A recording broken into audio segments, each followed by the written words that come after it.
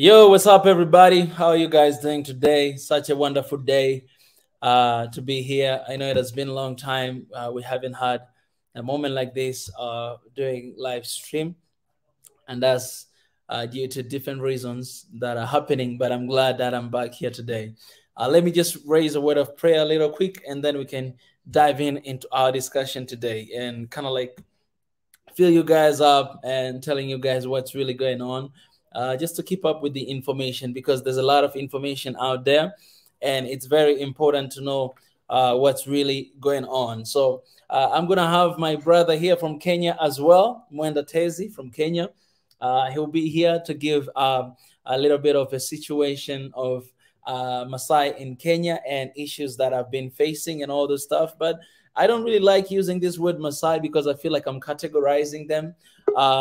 But these are our people. So he's going to give us a little bit of feedback of what's going on, the situation in Kenya. And also, I'll give you guys the situation, a recap of what's going on, really going on in Tanzania, so that we may have information and we may not just being swayed away with different informations that we see on news, on articles, on and all this stuff. So it'll be really amazing for us to have information here today. And you guys are there. You can come as well, give your own opinion, and trying to find out the bottom line and the solution to all this stuff. I'm just going to go to pray a little quick and we'll begin. God, I thank you for today. Thank you for this, another conversation that we're having about, Maasai in both Tanzania and Kenya, and this region, Ngorongoro, and some part of Kenya as well.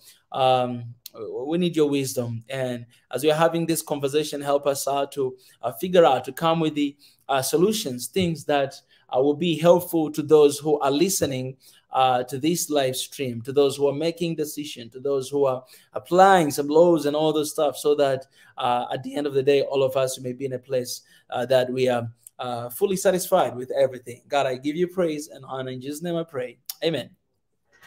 All right, guys. So without wasting time, I'm gonna bring my brother in here to have this conversation with me. Hey, what's up, Mwenda Tezi? How are you, my brother? Hello? I'm fine, Mika. Can you hear me? Yes, I can hear you, my brother. That's good. What's going on? What's going on, my brother? It's nothing, man. Just chill here in the. I don't know the temperature in Ethiopia, but Yeah. in Maasai it's a warm, a bit Uh-huh. warm over here. It's just You sometimes know you that know. Huh? that's what I heard. I heard that, due to global warming and everything that's going on, actually, the centigrade of, hardness, it's keep increasing. And right now it's like 1 point something, and they said if it goes to 2, then it's dangerous. And so when, like, even right now in Africa, we begin to experience a little bit rising of the temperature in our countries. And I was watching today a news, and the president of Tanzania was talking about now is basically the time for us, everybody, to plant trees, as many trees as we can, because the situation is not getting better, but it's getting worse, and we can actually reverse that by planting as many trees as we can. So maybe it's because of the global warming and climate change. Yeah, yeah. This is a very control. We talked about this with with His Excellency Pastor Ezra and Mm, Big E. That mm, this thing about global warming it's very controversial because yeah. you know we have witnessed that these scientists sometimes they say things, then tomorrow they change their minds and say because now the talk is that if it goes beyond 2 degrees, Mm, although right now we already said that we cannot be reversed. That's what they said, that yeah. we have passed the point that it can't be reversed, but now we are trying to mitigate it. But Mm, then there is this saying that this is actually natural, that this is just actually a natural cycle of the earth, that this is mm, normal and it happens, and we go through cycles of high heat and mm, high cool temperature. So it's actually a very big discussion in the community of meteorologists. yeah. Also, Yeah.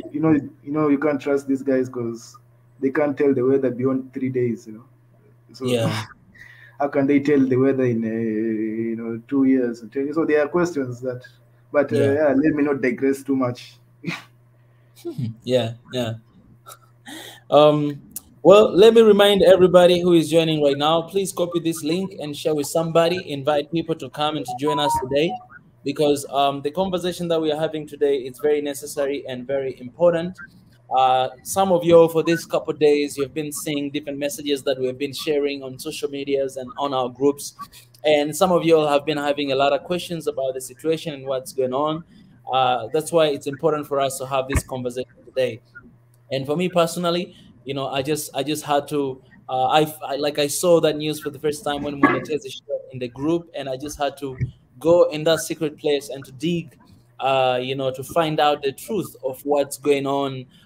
In this case, in Tanzania, in Maasai, in the region of Ngorongoro, and for my brother here as well, he's here to give us his concerns and everything that's going on in the side of Kenya. So Mwenda Tezi, you can go ahead, give us a recap of what's going on, and everything, whatever that you have to say about the situation of Maasai in Kenya, what has been happening, and all this stuff. I think this is the beautiful time to share with us. Yeah, yeah. Actually, yeah, it's a very interesting thing that's happening in Africa, Mm, actually. And let's talk about let be specific to the Maasai, because these yeah. guys, I feel like history has not been kind to them. History Mm, and the governments, because since colonial government, especially in Kenya, let's start with Kenya, the yeah. colonial government took their lands. Mm, In Kenya, that's what's happened. That because pastoralists do not own land the way we normally own land right now. Although I do, they still use the systems of the original Africa. yeah. Where land is not partitioned or stuff like that. So it Mm, is very difficult. It's very difficult for in the modern world to it's very hard for governments in the modern world to understand and deal with them. You know and we also, so when I talk let's talk about the Maasai issue in Ngorongoro. It's actually, if you look at a lot of these countries, this is actually a lot of people probably will resonate with this issue, because mm, what the government is doing is trying to move these people to mm, another area in the name of preserving wildlife and preserving nature. And if you look at that reason and the mm, history of that reason, that reason, like, we need to move these indigenous people because we want to conserve wildlife. It has been used before. It's been mm, used by the colonialists. It's a very mm, historical reason. We have to look at the history of this reason, that we are moving. That's how Maasai's in Kenya were moved. mm, They were moved in the name of conserving the local wildlife, and these mm, people are in the way. So mm, the Maasai's are usually, and they have lost a lot of land. Maasai land. I don't know. I think in Tanzania you can maybe you can tell us, because they have a mm, lot. They used to have a lot of land. Their range of land is usually very large. I think they have mm, lost probably 70% of their land. In Kenya, mm, that was the reason, and we have to really question, because mm, we have to really question, because I've actually read about what's happening in Ngorongoro right now, and you mm, really have to question, mm, what is the motive of moving indigenous people to the land? mm, Aren't don't they have the same rights as these animals? That is actually a very interesting question that maybe we might have to discuss today. That yeah. why are we differentiating them from the animals? They are Mm, also This is also their ancestral lands. They are also indigenous to these lands. Why do mm, if it's ridiculous to move the animals to another land, it should maybe it should also be ridiculous to move the indigenous people of that land to another mm, land. And mm, so I don't know. Maybe we should maybe start by having explaining the issue. Maybe some of people here haven't yeah. uh, haven't read the article, so maybe we Mm, should start by explaining what the issue is in Tanzania. yeah. Maybe should I explain, or do you wish to? To explain, you will explain about Kenya, and I'll explain about Tanzania. Oh, okay. Because let me, the issue is in Tanzania right now. Let's start. Maybe we should start with Tanzania, then I will move it towards the border to Kenya. What do you think? Definitely, definitely. That sounds good. Sounds good. All right, then. So guys, for those who are in the WhatsApp group, Mwenda Tezi shared this one article. I think it was yesterday, uh, on the group.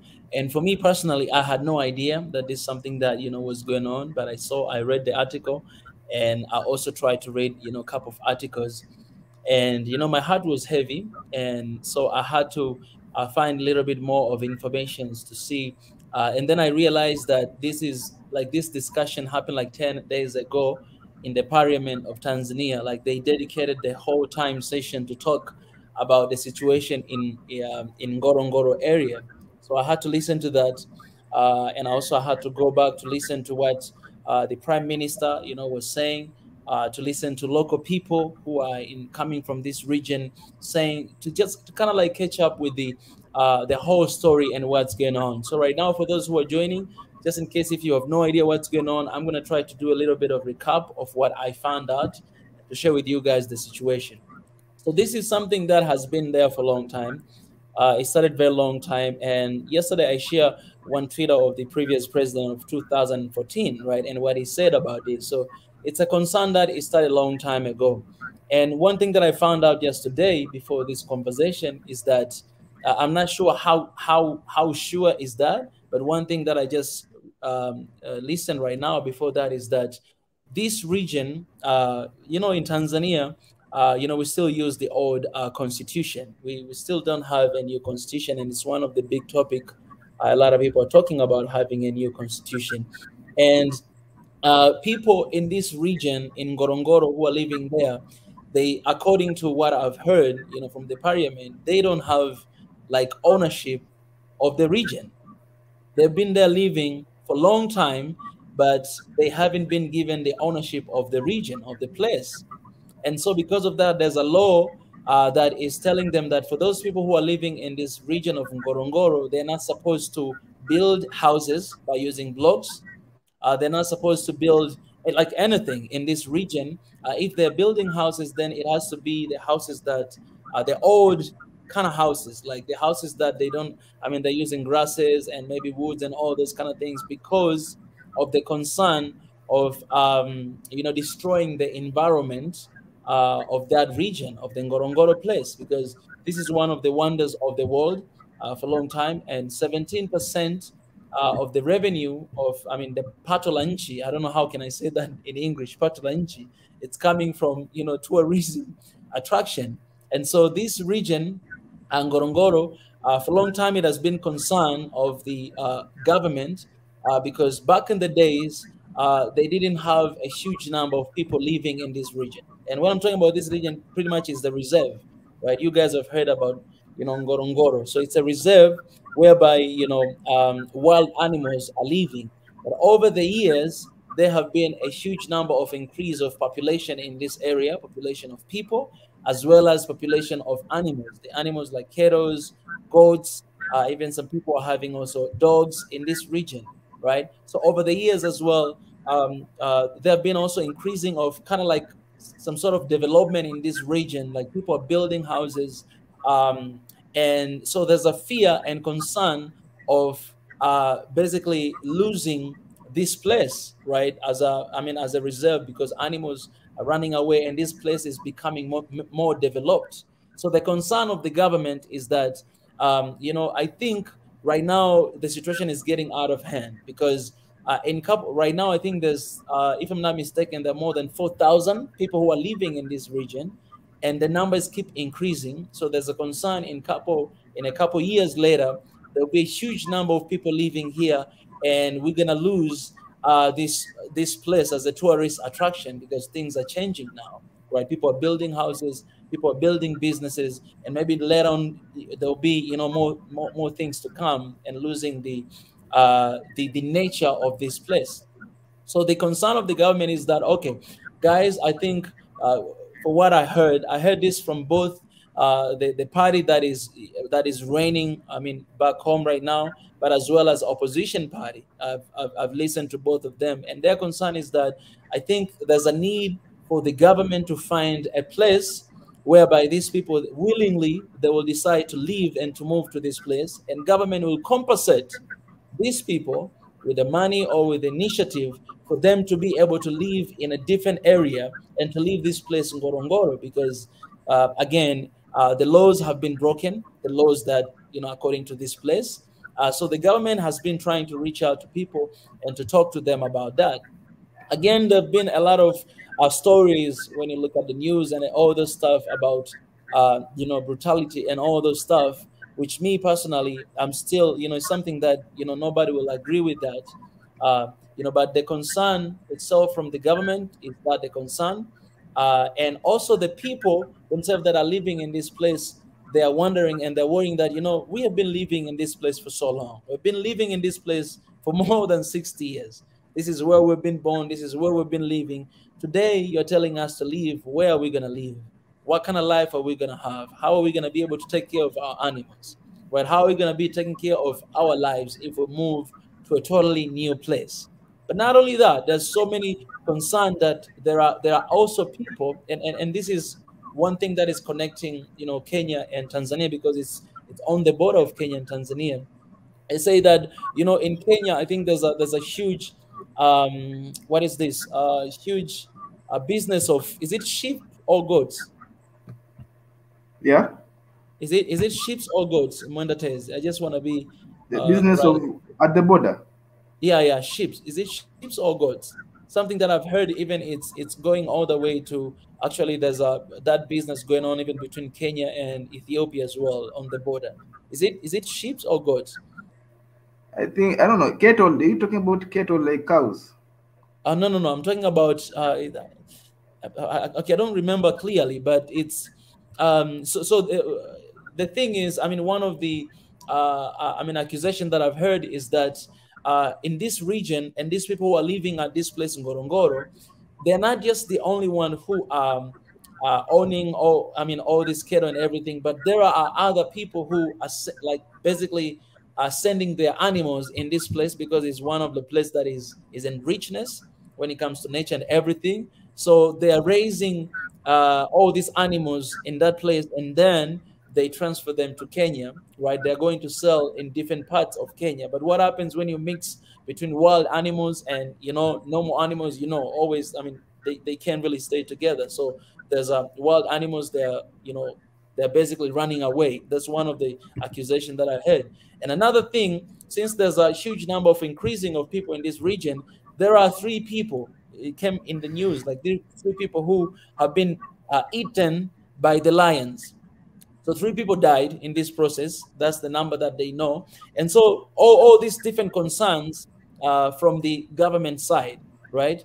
But also there's a concern from the people themselves that, this is the place that we've been living for a long time. So we're not willing to leave because of what you say, Mwenda Tezi, that most of people, they are questioning that, is this just a concern of this place and the world environment? Or there is something else behind that we don't know what's really going on. So when you look at the situation, when you listen to what everybody is saying, you see this side they have legitimate concerns, this side they have legitimate concerns, but there's no really trust among two different sides. So apparently the decision that has been made by the government is that as I said, president sent the prime minister to go to meet with elders and people to talk to them, right? So he went all the way there. They had seminars, they talk, they heard their concern, and they say, okay, guys, we're taking your concern. We're going to think about it, and then at the end of the day, we'll come with a decision, right? So a lot of people, like the member of the parliament and people who are actually standing with the people, they say, okay, I think right now, government, what you guys are supposed to do, are you supposed to come with the solution that these people they will agree on, because it's very important to listen to their willingness, right? Something that will agree on. And if these people are supposed to be moved to somewhere else, then they are supposed to be a huge amount of compensation for everything that they have, and guaranteed that they're going to be able to carry on with their lives in the another region, because you want now to take a population away from this the reserve that you have in Ngorongoro. So that's basically is the situation that is going on between, the government side and as well, people in that region in Ngorongoro. And this is something that is started a long time ago, since 2014. As I said, it came again in 2017, and now again the concern is continued because in 2014 it was the same thing, right? And the government, it came and it said, you know what, we're not going to do anything about this. We're going to leave them continue to live in this place, but please keep this law A, B, C, D, um, um, and all the things. And now a lot of years has passed, but that region has been continued to develop, and as well as the population, as I said, of number of people, and as well of the cattle and animals have been increasing. And at the same time, there's a concern that we're going to lose this, the one of the world wonders of attraction that we do have in Gorongoro. So that's basically is the situation of what's going on in that region, Gorongoro place. I hope it's clear and you get at least the picture of what's going on. So basically, the question right now that we do have, or the concern that all of us we do have, a lot of people is that okay. So what's gonna happen? Because we have to listen to the people. What do they want, right? And if there's a solution that government is trying to implement, then it needs to be something that people that can agree on, right? It needs to be something that people also can benefit, right? If I say that, okay, you guys, you need to leave this place, I don't have any other place to put you, then it's a risk, right? But if I have an area that I'm going to allocate you, and I have assured you that you're gonna be compensated in this area, one A, B, C, D, then so the only thing that needs to happen right here is the conversation and talks and agreement between the people, indigenous people who have been living here for so long, and the government who is looking to do something else. Yeah, in the with this place. That's basically the what's going on and what I found out so far. Yeah, if I am to really now add to that, Mm. there is something that I found here that Yes. is very interesting. First of all, Mm. you have to look at the origin of what is tourism. What is the Mm. because sometimes we have to look at we have to really self retrospect as Mm. Africans, introspection, because Mm. some of these things usually they root from colonial eyes, how Exactly. what is tourism, what is wildlife safari, you know Mm. is it Mm. that when they go to safari, are they seeing the animals? Then when they see that African man over there, they get offended, you know this is the thing that we really need to understand why, because because when you talk about conservancies, because this is a very big issue in Africa. I request guys to just go and check it out, because they are saying that this is how Africa will be colonized again, Mm. because in Kenya we are dealing with this issue that you've just described right there. That's why I really wanted you to say it so that I can add to it that in Kenya we have this issue with conservancies, where you Mm. have these old families that they never left, colonial families, they never Mm. left, but now because they can't own land for farming, Mm. they say no, we are now protecting wildlife, you know Mm. so Mm. they chase away the indigenous people in the name of protecting wildlife. So the Mm. indigenous people have been squeezed or put somewhere else, and now these guys, you find a whole person, one Yeah. person owning thousands of acres of land, Mm. but he doesn't say it is his land. He says it is a conservancy. So that's Yeah. why I was very curious that Yeah. what is the government planning to do with when they are with that land when they are chased? Because Mm. if they are following the script that the Kenyan government followed or the Kenyan colonial government followed, then Mm. this will just become a conservancy, Yeah.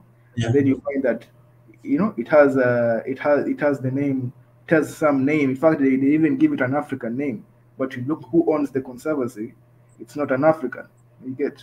But now he has access, that is all his land, and it's Mm. written as private property, Mm. you know so this is why I feel like the Maasai's, if they are, I think this is why they are concerned. Like, second Yeah. of all, I don't know, my brother, if Yeah. you were asked to relocate from your ancestral lands, I don't know if you will say, will you really agree to that? It doesn't matter. Well, I gotta be honest with you, man. I will not agree. Like, to be honest with you, like I will not agree, because I'm kind of guy that I believe in home, right? And and if you have been born there, you have the story there, you have everything background. So, like, what I'm trying to say is I really, really understand, and that's why I had even to share the petition that you've shared yesterday on my social media, because I really do understand their concern. You know, I'm looking at this situation. I'm like, if me, I was born there and living there, and I'm becoming a victim like this, then it's really hard, honestly. Like, it's really hard that I'm living somewhere, and then someone is telling me that, hey, you need to leave right now to reallocate somewhere else. It's a huge concern, because some of them, let's say some of them, maybe some of us, we do not even care about the money. We do not care about the new place we are going. The only thing we care is that, oh, I was born here, this is my home. Yes, there's animals, yes, there's the reserve, but I've been here, it's home. So that, for me personally, that's how I look at, right? But when you look at the concern of the government as well, they're looking at that situation and be like, you know what, if you're going to lose this place, then we're losing a biggest source of income that we have, for the country. This amount of money that I've been receiving for a long time, that have been generated from this region, we are losing it. So, okay, one thing that the president said, which I also want to raise here for you guys to give your opinion, right? Just give your opinion in this situation. He said that we have a decision to make. Either the first decision, um, to leave people living in this region, and then to lose Ngorongoro for good, right? Because that's going to happen sooner or later. Or to move people, to reallocate to another region, and also to preserve what we do have, one of the biggest wonders of the world, right? So that's one of the question that she raised up and give to people, that this is a question that we need to ask ourselves, and this is the question that we need also to bring to people. And I'm glad, because Sadeke, he raised one thing here. He said there should not be an assumption that the local indigenous people do not care about the wildlife of natural reserve. Definitely, I definitely agree with that. And that's why, me personally, I think it's very important. It's very important. You cannot just have this conversation once or twice. It's very important for the government to constantly have conversation with the people who are living in this place. Not only have conversation, but to listen to their opinion, what they do say. You know what I'm saying? Because it's very important to have a mutual agreement, to listen to people what they say, to collect different ideas from these people, because these people are smart. These people have been living here for a long time. This has been their home, right? So it's very important to listen to them, and to listen to the suggestion that they suggest. At the same time, to communicate with one another, because in this place, both sides, they have points that needed to be considered. If the situation is going to happen like the way it happened in Kenya, as Mwenda tells you said, that it will be very disappointing. Because if I'm going to take people away from their region, and then I'm going to give that region to somebody else, then it's going to be very disappointing if that happens. Because me, as a person, I will know that, okay, so you just move me here so that somebody else can come and take advantage of my place, right? Yes, maybe only one person is going to come and own that place. But if that's what's going to happen, what happened to Kenya, then it's going to be very disappointing, and I think it's going to break a lot of people's heart. But if the government is doing this out of just concern that, we need to do this, and we're finding a solution, a proper solution that you guys, I believe, will agree, and you'll be happy with that, to do that, then I think it's something that needs to be need to be have a really, really long conversation. And this, it cannot just happen. It cannot just happen within a day. It's not something that, okay, tomorrow everybody's leaving. It's not something that is going to happen just within a day like that. It's something that it will take time, right? It will take time. It's something, even right now, I'm saying this, it started from 2014. So it's been going on for a long time. Yeah, if I was going to also ask, Mm. when they say it is a UNESCO World Heritage Site, Yeah. Who said that? You know, Yeah. it's probably, a white man who said Mm, that. And so mm, that's why I tell you have to be really careful mm. on how us Africans we are being fetishized Yeah. in an exotic that we need. That's why I say that when they go there, they want to see the animals. When they Yeah. see, oh, there are Africans who are wearing nicely and develop, it is offensive. They want to see the African wearing the leso, Mm, so we have to be very, like, who are we benefiting? Are we just there to please their eyes? like mm, like this guy who's not following the narrative, these people who are not following the narrative, mm, that now it is offensive to the tourist eyes, that it now becomes, oh my god, we wanted to see the African wearing the leso, walking with the lions, and so you really have to understand, are the animals even, now let us talk about what the government mm, is trying to protect. mm, Like, if you're talking about the wildlife, these are people who have lived with wildlife longer than the government has existed, you know mm, longer before they have been living with this wildlife, even before there was colonialism, before even the white man knew anything about the Africa. These mm, ones, they were here with the wildlife doing their thing. So and if you go to talk to them, they probably have even ways of dealing with the wildlife that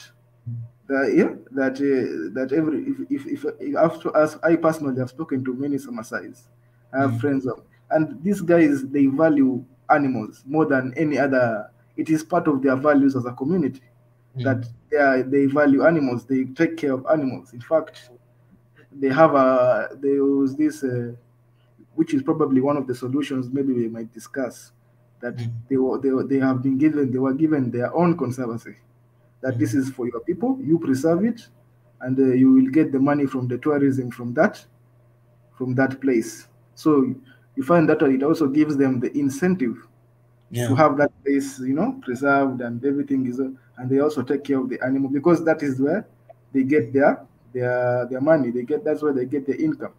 So mm, there are so many ways to solve this solution, yeah. but eviction, it seems, it when you start telling people to get out, Mm, you're mm, already coming with you're already coming with an aggressive idea. That is what mm, I'm feeling like. You're already telling me, when you come to me and tell me to get out, without mm, even discussing, already that is your opinion. You've come with that such aggressive idea. You will mm, always cause people alarm. You'll always cause, even right now, you see they have begun the petition. They are really, as you can see, the fact that we're talking about them right now, it means yeah. that they have really cried. You know, Yeah. Yeah. yeah, Mm, the fact that we're talking about it means they have cried. That even here in Swahili Nation, we have noticed that we have heard their cry. you yeah. know so Yeah. when you come with such aggressive policies, people Mm, get people panic, mm, because, and they're not living in a bubble. They are yeah. spoken to They speak to their Maasai brothers in Kenya. To them, there is no border over there. Even Mm, if you looked, even President Sulu, when she came to Kenya, she says that these animals, they give birth in Kenya, and mm, they go and graze in Tanzania. mm. What are they? Are they Kenyans or are they Tanzania? There is no borders for these animals. Have They live, nationality. Yeah. you know, they live the same. They without borders. So this Maasai is also, they don't have borders. They don't see that border. To them, Mm, their brothers in Kenya are the same. mm, They don't see themselves as Kenyans, they are just Maasai people. So when mm, they are told by their Kenyan brothers that, hey, this thing happened, this thing happened over here with us, be very careful. So mm. there is a lot of cause to be concerned, and their concern is legitimate. Yeah. Now, You know what? Yeah. Yeah. Mm, now what I'm worried about is mm, that I don't, they talk about the government giving the land to the UAE. In fact, I have just seen that it started in 1992. mm, This thing is that old. 1992. mm, There were a lot of reports that the UAE were already. In fact, there are reports that the UAE already has land in Tanzania. You know. that they already have land there, and they have already been having some activities. So, these are things that you have to really put in consideration. That these mm, people are not, as Dr. Tzedeke has said, they're not mm, idiots. They mm, are rational human beings who have yeah, seen that they are putting 1 plus 1. mm, So when you tell them, oh, no, no, no, this is not the truth, but they can see, they're on the ground, they are seeing that, no, these things have happened in Kenya, mm, these things are happening, and the script is looking very similar. If it quacks like a duck, mm, that's what they say. So yeah, so so so I understand their concern. So mm, me personally, I side with them personally, mm, that yeah, we should respect them just the way mm, you respect the animals. That's the way you respect the land, mm, because this thing of separating them from the land, like yeah, it is like, we talked about this, how we see that in maybe in the Western world, we find mm, that us black people, we are mm, valued less than dogs and cats or something.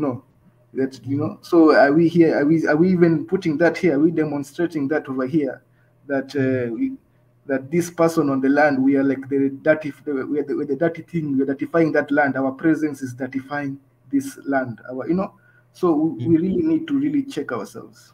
you know yeah. oh, and Ex- yeah, mm. yeah, Exactly. I think you're raising a really good point that as I said before, I think the main issue here, because I've listened to the interviews, even me myself, I'm telling you, the time I go to Tanzania, I want to go there and talk to these people. You know what I'm saying? I really want to go there, talk to these people. Um, but the thing that I've seen when I'm listening to the interviews, what they're saying, I can see that they do not have a trust with what's going on right now. Like I can see their concern that we do not trust what we are being told. You know, we do not trust because we think that something else is going on. That's what I've seen when I'm listening to all these interviews. And I saw this one woman. She says that, hey, I'm 60 years old. I've been living here for over 60 years old. I'm just asking for the government to listen to our concern, because this is where my life has been for all this long. And now I know that there's a possibility for us to be moved to be reallocated to another place. And I'm not feeling okay with that, right? Because this is my home and I've been here for a long time. But the other side of the story that you said, Monatezi, that me personally, I would say that I don't like, I hate it all the time, because these are Maasai, right? There's one thing you say, that these tourists, when they come and they see people, they might not be pleased that, okay, we are coming and we want to see animal, all those kind of things. But the other side that you forgot is that most of the time when we have these people are coming, they actually come to see Maasai. They come to see Masai because it's one of the things that it always disturbed me, like the way that they will come and they will dance, and then they will take picture with Masai and go that, oh, these are very wild people, they are in Tanzania or they're in Kenya. That's one of the things that me personally, I don't like it. Like every time I see it, I don't like it, because you're being treated like you're animal. You know what I'm saying? You're being treated like you're part of the animal. Like I'm coming, I'll take some selfie with the elephant or with some giraffe, and then I'll take a selfie with Masai, and I'll come to whatever, to see like how these people are living and all those stuff. You know what I'm saying?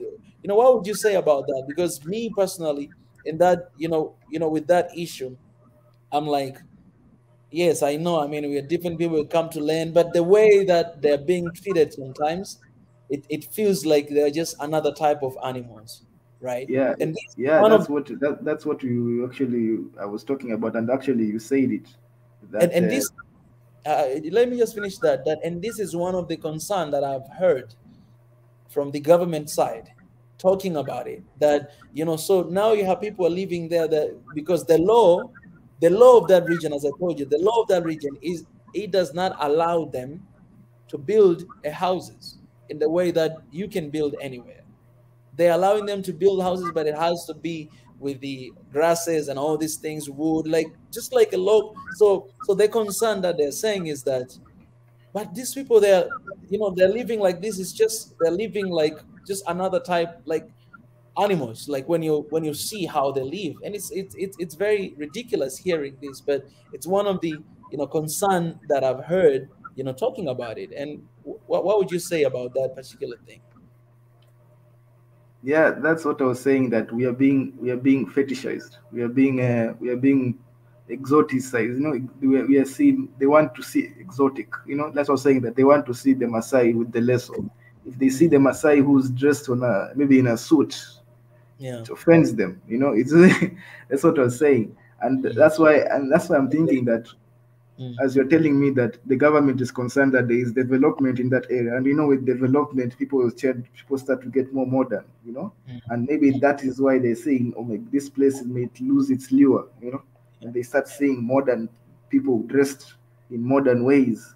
It may start to lose its lure as the exotic Africa that they usually sell in the advertisements. Maybe when they advertise the Masai Mara or the Serengeti, Mm, maybe that they advertise that wild Africa where even the African man is having a spear, and mm, and sometimes our brothers in the diaspora, they mm, say they were lied to that Africans, we live in the mud, we live in huts, we are barefoot, we have spears, and sometimes we really have to sometimes we like to blame the Western government, but we also blame our governments, because that is mm. what they're advertising in tourism, you know Yeah, yeah, yeah. that is what they're advertising, that they're advertising that African man with the hat and the Mm, lion next to him, in the Serengeti, in the mm, Masai Mara. That is what they're advertising, yeah. so this is actually something, yeah, that is actually really of concern. And this is why we should really, if the Maasai, let me ask a question, that is, if the Maasai were living in another area, that Mm, if they were not blessed with those beautiful lands that God blessed them with, mm, maybe they were living in another area of Tanzania and they mm. were developing, will anybody care? Nobody will care. So why is it that they have been trapped under the gaze of the white man, that To now be fair, God? Yeah. to be fair with that point, Mwanatezi, you and I, we both know that Masai are kind of people that they always preserve their culture.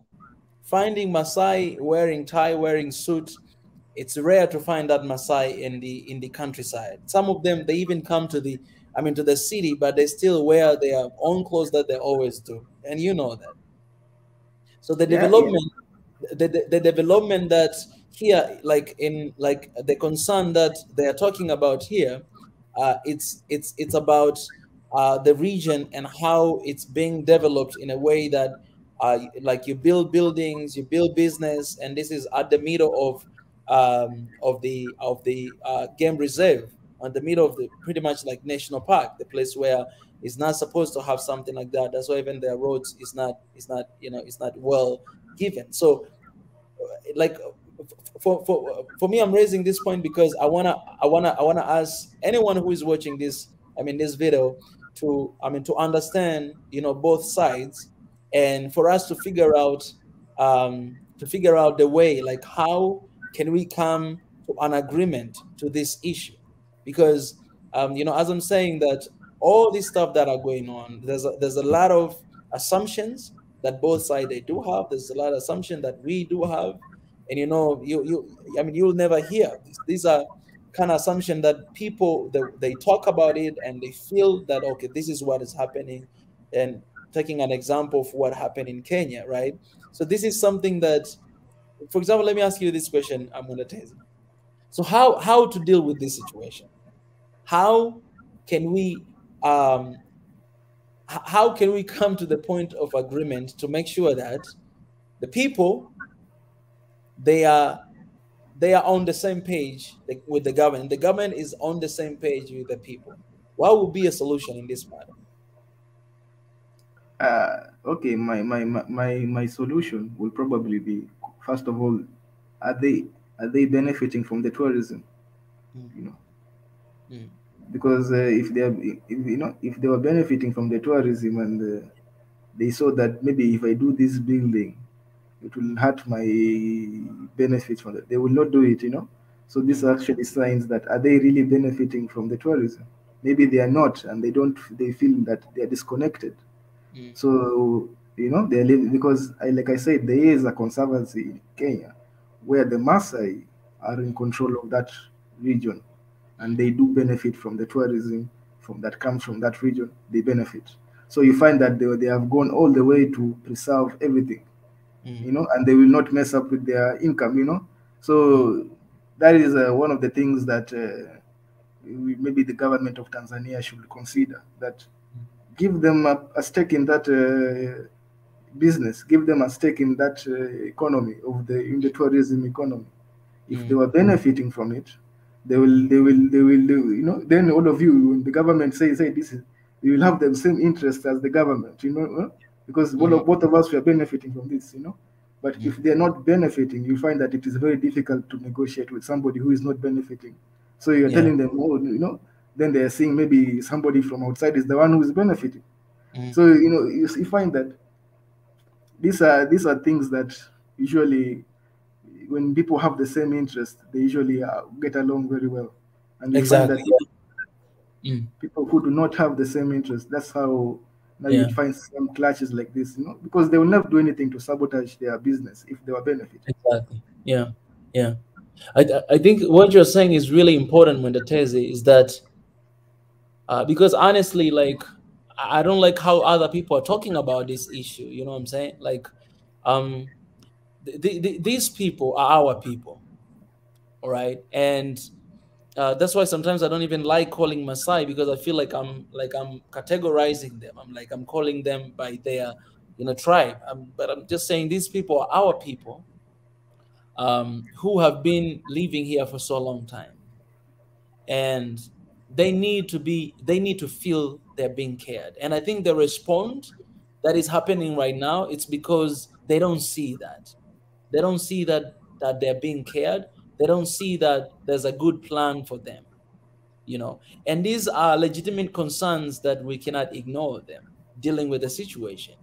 If we're looking forward to solve the issue, the problem, then we need to show, and we need like they need to feel that they're being cared. They do not like, because I feel like the feeling right now is that, oh, you care more about the animals in this region than us that have been living here for so long time, and maybe even taking care of this place for so long time.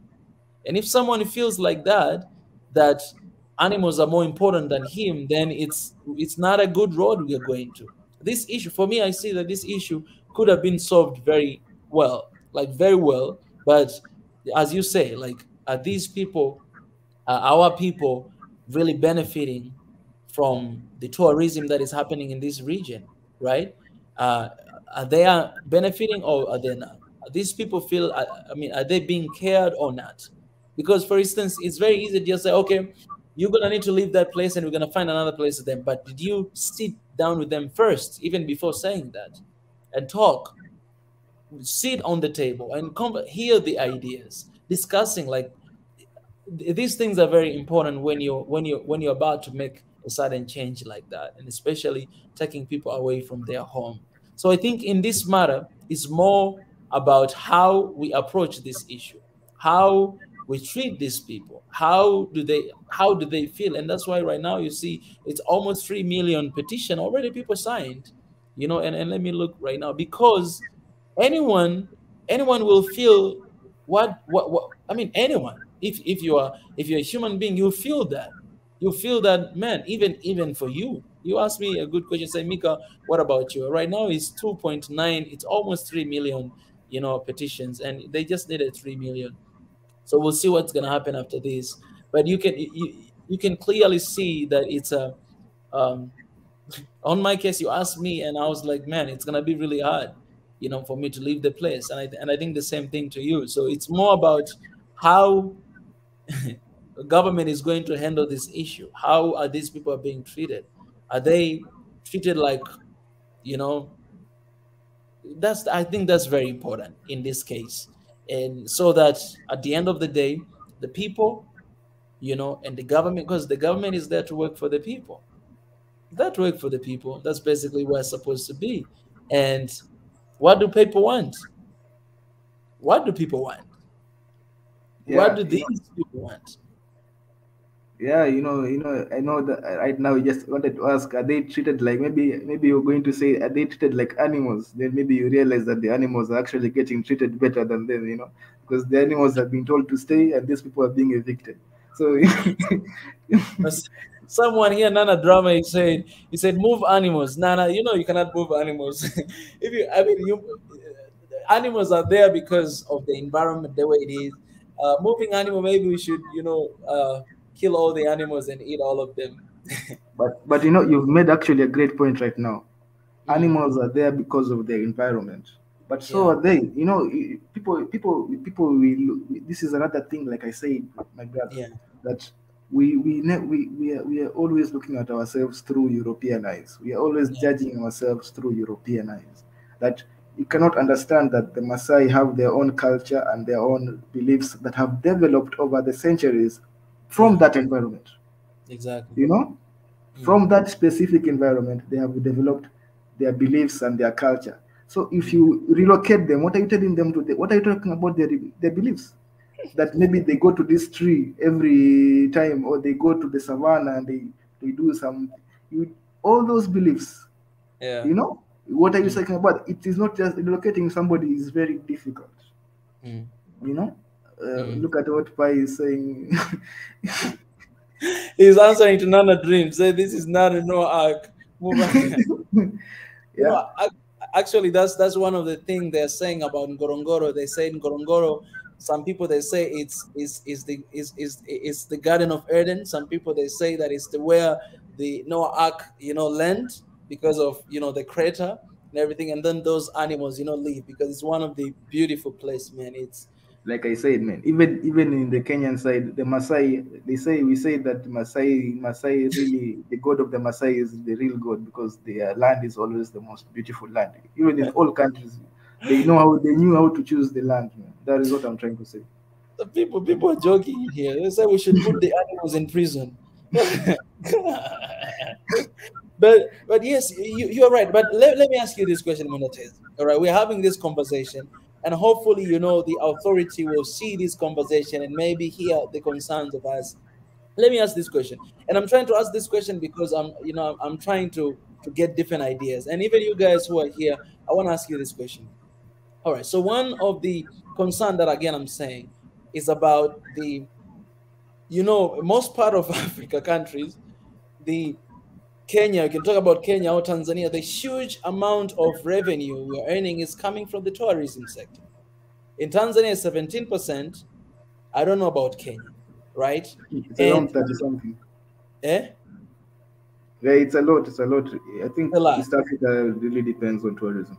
Exactly. It really depends on tourism. That means we're earning a lot of foreign money, and not just inside money, but foreign money that you're talking about dollars and euros, because most of people who are coming to this place are coming from there.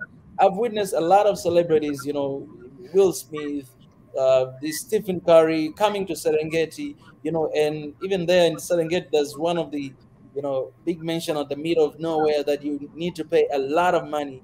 When you sleep one night, but you pay a lot of money. So when you look at this, and a lot of places that are giving a lot of money is Serengeti, Kilimanjaro, Serengeti, and Ngorongoro. These are top three places that are providing a lot of income when it comes to tourism. And that's one thing. And second thing, when we had a COVID hit and everything, these percentage that I'm talking about, it decreased because a lot of people they were not traveling anymore, right? And when you look at in our countries and the budget we do have and the money we have, it was a big deal. There's a huge drop of economy sector in most of African countries and even other countries. I mean, during the pandemic and all those stuff. So right now, it feels like there's huge needy to get back on the track, to develop, to get back on the track. And one of the ways they're looking at the statistics, looking at this area, they see that okay, there's a lot of decreasing of this because of A, B, C, D, and that's why we need to take initiative as soon as possible to protect this place, before anything happens and we begin to lose this income. I'm basically saying what I've got. And so in this case, what would be your What will be your say in this? And as you know, that a huge percentage of the income in the eastern part of Africa depends on the tourism sector. What would you say? I would say something that people never usually see this, but there is this misconception that pastoralism does not contribute to the GDP of a country. Mm, It is a very huge misconception, my brother. When you eat meat, where do you think that meat comes from? mm, Where do you think that meat comes from? When you see Tanzania exporting meat, where do you think that meat comes from? yeah. You know, Mm, I've just actually looked at the statistics in Kenya. $11 billion comes from the meat industry in Kenya, mm, and most of that comes from the pastoralists and the animals. mm, So these people, they are not just these people are really good. They have their sick. They also have a large contribution to the yeah. economy of their countries. They're not just people who are staying in the land to be Mm, seen. They also have their way of life. So mm, when you talk about maybe finance, maybe the economy, that mm, yeah, the tourism they bring, it's not bad, but mm, also this they also have their own contribution. And then mm, what I think the first solution I came that if you make mm, them stakeholders, nobody mm, is going to sabotage that. If you give them that, okay, when you this is how much money you're getting, or just give them their land, let them make the money, because they have been preserving that land. They have been the stewards of that land for mm, centuries. So why not just give? The problem is here is greed. I'm telling you, the problem mm, here is that there is somebody else who wants that money. yeah. There is somebody else who wants to earn, and these people have not been seen. These people are seeing that they cannot. That's their land. You want to earn money from their land. Why not give Mm, them money? Let them earn money from their own land. It's their land that your people are coming to see. It's their land where the animals they are grazing, the animals are living in. It's their land. mm, So if we could just respect that and say, hey, let's give maybe even give them a percentage, although probably a large percentage, they will mm, preserve that place will be very organized because they are capable of doing that. We have seen it in Kenya. We have yeah. seen it in other places that they will preserve that place. They will run it very well, but better than Mm, it's been run before because they understand the animals and they understand their way of life. mm, There will be such a good synergy. Me, that mm, is what personally I believe. So yeah. they are not exactly. I don't even think that they are a threat to tourism. In fact, the person who is the threat to tourism is the person who wants to Mm, benefit from land that is not theirs. yeah. That is the real threat we are talking about. We should be talking about it. That he is that person who wants to benefit from the land that is not his. Mm, Because you want to get all the money from these people from the tourism, and these people mm, don't benefit. That's the person who is really threatening the tourism industry in East Africa. mm, mm, If you are to be honest, because these people do not stop tourism. You know, yeah. Mm, So I understand. We cannot talk down. If you're going to be very realistic, people, we cannot talk down the importance of tourism. That one, yeah. it's very important. But Uh, we can also see that the threat is not from these people who, mm, if they are not good with that land, they will mm, not be before even tourism was discovered. They will no longer be animals. mm, Look at. Let's if we're going to be very realistic, yeah. if you look at all of Africa, Mm, the biggest population of lions is in East Africa, right there, right there in mm, the land. So that what does that tell you? That these people have known how to preserve to live with this animal. Because you look at Ivory Coast. See, we were talking the other day with Biggie. Why there must have been elephants in the Ivory Coast for it to be called Ivory Coast. But there are no mm, elephants over there right now. Where are mm, the elephants? Where are the animals all over Africa? Are you telling me that they are only in East Africa? No, mm, man. They were probably, but the people of them. So we have to respect these people and accept yeah. that, yeah, these guys really know how to take care of take to live with the animals. They really do. Mm, There was an interview I wish I could have shown you, man. They are very, very specific on how to deal with animals. So the mm, problem is not that. The problem is not them. That is the problem. The problem is always from outside. The problem is somebody who's benefiting from their land. And if you mm, take that person out, take out the middleman, and the mm, tourists come when they pay, it goes directly to the Maasai. Without there is no middleman. mm, We will mm, not be here talking. They will not be here talking about eviction. They will be yeah. living very well. They will be educating their children. They'll not. Mm, They will not. They'll be not. a lot of these problems in Africa, it's just capitalism. Somebody is trying to capitalize. Mm, mm. Let me read a couple comments here. We have to be done. He says, yes, tourism is important, but the development will not come from this industry. We need industrialization that creates job and an agro industry that feeds the population. Somebody said, Tanzania said, instead of tourism, maybe focus on other areas, balance other local sectors, and lesser priority on foreign funds. The locals do not get rich of tourism, they just get jobs. A lot of tourism money goes to foreign companies, so maybe let's work on controlling it, not being exploited by it. These are really good points. Someone here say, Tanzania again, our people may benefit monetarily for a while, but most tourism money goes to foreign tours, hotels, etc. And then the influx of foreigners also brings in cultural delusion and corruption, right? The government and the European are benefiting. Someone is saying, Nana Dreams. Um,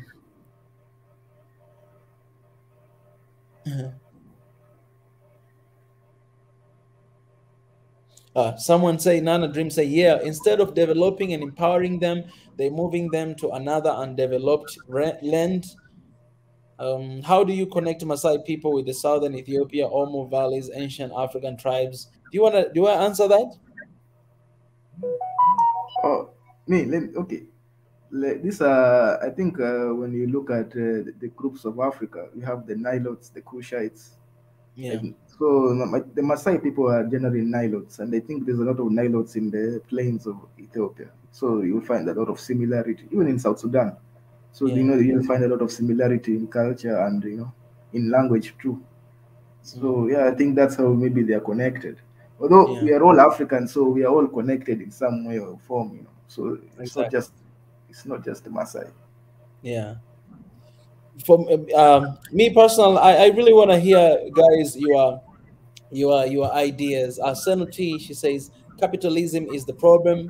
Um, I really want to hear, guys, your suggestion in this. Please let us know in the comment section your suggestion. What should be done? All right, what should be done at this point? With everything that is going on, what should be done? Because I'll tell you honestly, yesterday I was telling Mwendatezi before that yesterday I was in a really a bad situation. After I figured out this, it was even right now I'm still having really hard time processing this. uh, and the more I dig down deep, I get more information, so it helps somehow, because not having information is very difficult and it's very dangerous. So my suggestion, if the government is watching this, is listening this, I would say this: my suggestion is the government to go to these beautiful, amazing people who have been here for a long time. These have been their home. To sit down, talk, to listen to them, to hear them, to hear their concerns, to listen and to hear them, because there's a difference of listening and hearing, to actually hearing them, to hear their suggestions, what they suggest, because these people are smart, these people are great. If you sit down and you tell them A, B, C, D, you tell them your concern, you tell them what you're worrying, I'm telling you, people do understand if you talk to them. But on the other hand, you need to listen to them, to hear them out. What do they want? It doesn't matter, even if this land it was not given to them, because of the law and everything. But these people have been there for that long. That makes this is their land. And so you need to sit down, you need to listen to them, you need to hear them. And not only that, I always go back to the Twitter that President Kikwete shared on his regime. This is what he said, right? This is what he said. Let me show this tweet. Sure. And I tweeted this about this yesterday as well because of what he said, right? I had to go ahead and to tweet. Um, Let me show you guys. So this is what Kikwete said. Kikwete is the former president of Tanzania. He said this. He said, there has never been nor will there ever be any plan by the government of Tanzania to evict the Maasai people from their ancestral land. So that was 2014.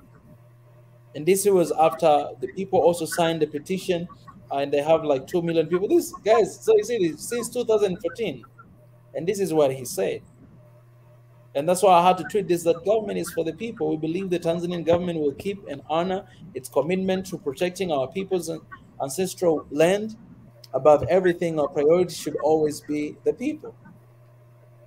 Yeah, so this is what he said in 2000 and in 2014 until today. So it's when you look at this tweet, it's a promise, right? So now what has changed today, right? And if this is going to change, then there need to be, some sort of agreement and explanation. I mean, explanation to this, and there need to be a willingness from the people, because this is their home and has been there for a long time.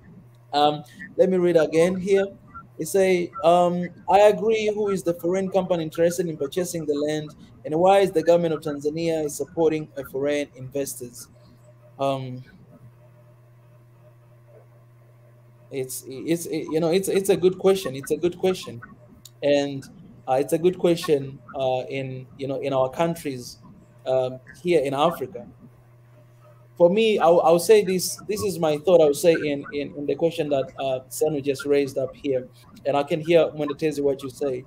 For me, I would say investment is really important for any government. Not particularly what we're talking about this, about any other investment that you always have foreign companies that are coming to invest in Africa. It's very important, uh, but it really depends on the agreements and logistics of this investment. The investment and all these agreements that we have uh, with whatever company that is coming from outside. What are the agreements? Are there really people of that region? In this case, let's say people of Tanzania, whatever investment that is coming, are these people in Tanzania benefit from that? Because you cannot close the door of investment from anywhere. You cannot do that. We cannot do that because for a long time that's how it has been operating, and you need to cooperate. You need to exchange in different, in different levels. But it depends. It really depends on the agreements of the investment that you do with the country. If it's those investment of 12%, and 72%, I mean 78%, then is something that even myself, I mean 82% is something that you cannot, even myself, I'm not agreeing with it. But if it's something that is, this is what I say before, that if it's an investment, it has to be, 50-50, both sides. And not only that, but when it comes to leadership and everything, then you need to have a local people as well on the top leadership, so that they may call the shots and they may make decision for their own people. But if you have investment that a huge percentage of benefit it comes to you, and also when you look at the leadership, the top position, all of one, two, three, and maybe you find your own person in the fifth or seventh position, then it's something that we cannot continue to do it, and that's something that I think they've been working on as well. I want to hear your opinion on this, on the investment, Monetes. What is your opinion on that? Yeah, actually, I actually agree with you, and this is something also I don't really admire about African governments. That when you approach these people, give them their respect. You go them the way you will approach Saudi Arabia people, the way you will approach investors. Go approach them with a legitimate business deal. Don't go there trying to talk down to them. Or trying Yeah. to talk to them like they're children or something. They talk to them like they're people who can think and they have a stake in this, so that you can give them a legitimate business that you will give to somebody who you respect. If you go and give them a deal that you not even give to somebody you will respect, and you Mm. expect them to, they get 1%, or maybe you told me 12%, and you're mocking them. That is Mm. their land. They cannot say you are making 90% or over 80% of the profits Yes. of their land. You're mocking them. So Mm. go to them with a respect, that respect them, Mm. that the way you would respect anybody else, and you Mm. give them a deal that is worthy, that is not, in Kiswahili we say Exactly. madarau. Yeah. You know, Yeah. Yeah. Yeah. give them a respectable deal. Then second of As- all, I was going to really ask, what about the lawmakers? Don't they have lawmakers that are Maasai? And what are they doing to help the community? I was curious. Yeah, that's a really good question. And even Senuti, she asked here, who made the law? And again, the law that is being used is the law that it was made by the colonizers.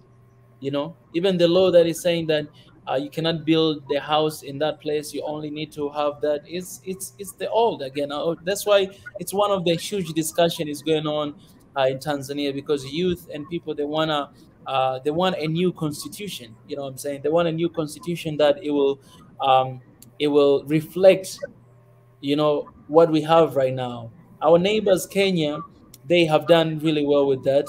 I mean, within at least you guys, you have the new constitution, but constitution you always need to revise. And the world is changing, so you always need to go back and to revise. But it's ridiculous using the old constitution until today. It's something that the opposition parties actually back home, they're really pressuring the government and bring awareness to people that we need a new constitution, because right now, guys, even though we are talking about this, but when it comes to implementation, the constitution says otherwise, then you cannot. It's the same issue that is going in so many countries around Africa, around the continent. you know. Okay, Senator said, what should be done? Put the people of the land interest first, sit with the Maasai people and address their issue. Foreign interest is last. Definitely. I definitely agree with you, Senator, 100%. Tanzan, he says, Maasai are the pride of Africa. We respect and admire them for their culture, tenacity. Most other tribes gave up much of our culture, especially clothing, while they still hold on. Definitely, 100%. It's something that it's a pride of Africa. These are people that we always need to learn, because the people who refused to be to be changed. You know what I'm saying? They keep holding on to their identity and keep holding on to what they do have, and it's beautiful seeing that. There's definitely a need for me to go there to meet my people. Okay. Thank you so much for the super chat. Not only this, but also the first one here by Fatema Sabor. Let me read this first. I didn't see this. It say the OBC is said to be a hunting firm and will control commercial hunting, so it's highly unlikely that they are coming to protect the wildlife. Man, this is one of the things that I'm really hoping that is not true, because we talked about UAE and all those stuff. I'm really hoping that is not true. But if it is true, then it will break my heart. And I've tried to search a lot of information, from the government side and everything. I didn't find anything, but I'm still hoping, we'll find information about this. For now, I don't know. I just see articles are saying that, but again, for me, I'm very skeptical with Western articles again. So it's something that I cannot really take fully unless I'm having assurance with that. Thank you so much for the super chat. The important question is, what can we do to help our brothers and sisters now? I am interested in seeing our good discussion end with possible and reasonable means of actions. Loving the discussion. I appreciate this. Mwenda Tezi, I think he gave suggestion before. Mwenda Tezi, do you mind to say that again? Because I think we just had new people coming in, and that's what actually we're talking about. What is the solution? You suggested something very important, and I think it would be amazing for you to say it again. I think we should give the Maasai's administration control, or give them administration control over that. Is it like that reserve? Give them just usually we call it a reserve. Just give them that land. Just give them administration control. Tell them that they are going to be tourists, and this is their stake in this business or in this tourism economy. I think they will manage it very smoothly. They will, because they will be incentivized to take care of that environment, and they will really minimize. They also have the internal structures, the internal ways of doing things. They will probably minimize all these things, and they will be smooth, so that when you tell them that this is when you tell them that this will hurt business, they also feel like, oh, this will hurt us. You know, they need to feel ownership, so that when you say, hey, this is good for business, they see that this is good for us. You Yeah. know, so that is Mm. what really needs to happen. Just an alignment of interests. Mm. You align the interest of the government and the Maasai by giving them work. So I think Mm. that's a very good solution. Also, Mm. maybe I will also talk about maybe the lawmakers. Yeah. Maybe I don't know how you've told me that Tanzania, the constitution is, I don't know, but if they can still make amendment. I don't know if it's possible. Maybe the lawmakers should be able to give maybe amendments in order to push for amendments or push for laws that Yeah. preserve their land, community land. Like in Mm. Kenya, if I don't know if I can show you this law. Mm. How do I? Let's see. I think I don't know. Let's see if I can. Oh, definitely. Take your time. Oh, for that, I think as you're finding that, I want to answer this question. Sanuti, for what you said, I say yes, but the current president, Samia, is a very dangerous woman. In my opinion, Tanzanians should not shy away to speak up. Let me talk a little bit about this because I think there are things that maybe a lot of us we might not be able to know. And I was having a conversation with Menda Tezi about this as well. Um, for me, I don't think so. And I don't think so for this main reason. Right now, since you guys, that I've always been, I'm a guy that I've always been, I believe in a good leadership. And when I would look at a leader as well, the things that I agree with them, and there's things that I don't agree with them. So, for instance, one of the things that I've always been talking here and sharing with everybody, with the late president, and I don't really want to talk about this right now, but one thing that I've always been talking about here is how he had a heart for Africa and how he fought so hard to show everybody that Africa is we are rich and we can actually do a lot of things on our own. And we all saw that within 5 years. And that regime again, let's not forget that it was a regime that it was not only him, but it was also the current president working together, kind of like to make it happen. Everything that has happened. But one of the criticism that has always been there is the freedom of speech. At that time, Tanzania didn't have a freedom of speech because of certain reasons, and that is something that constitutionally it's wrong, it's not right.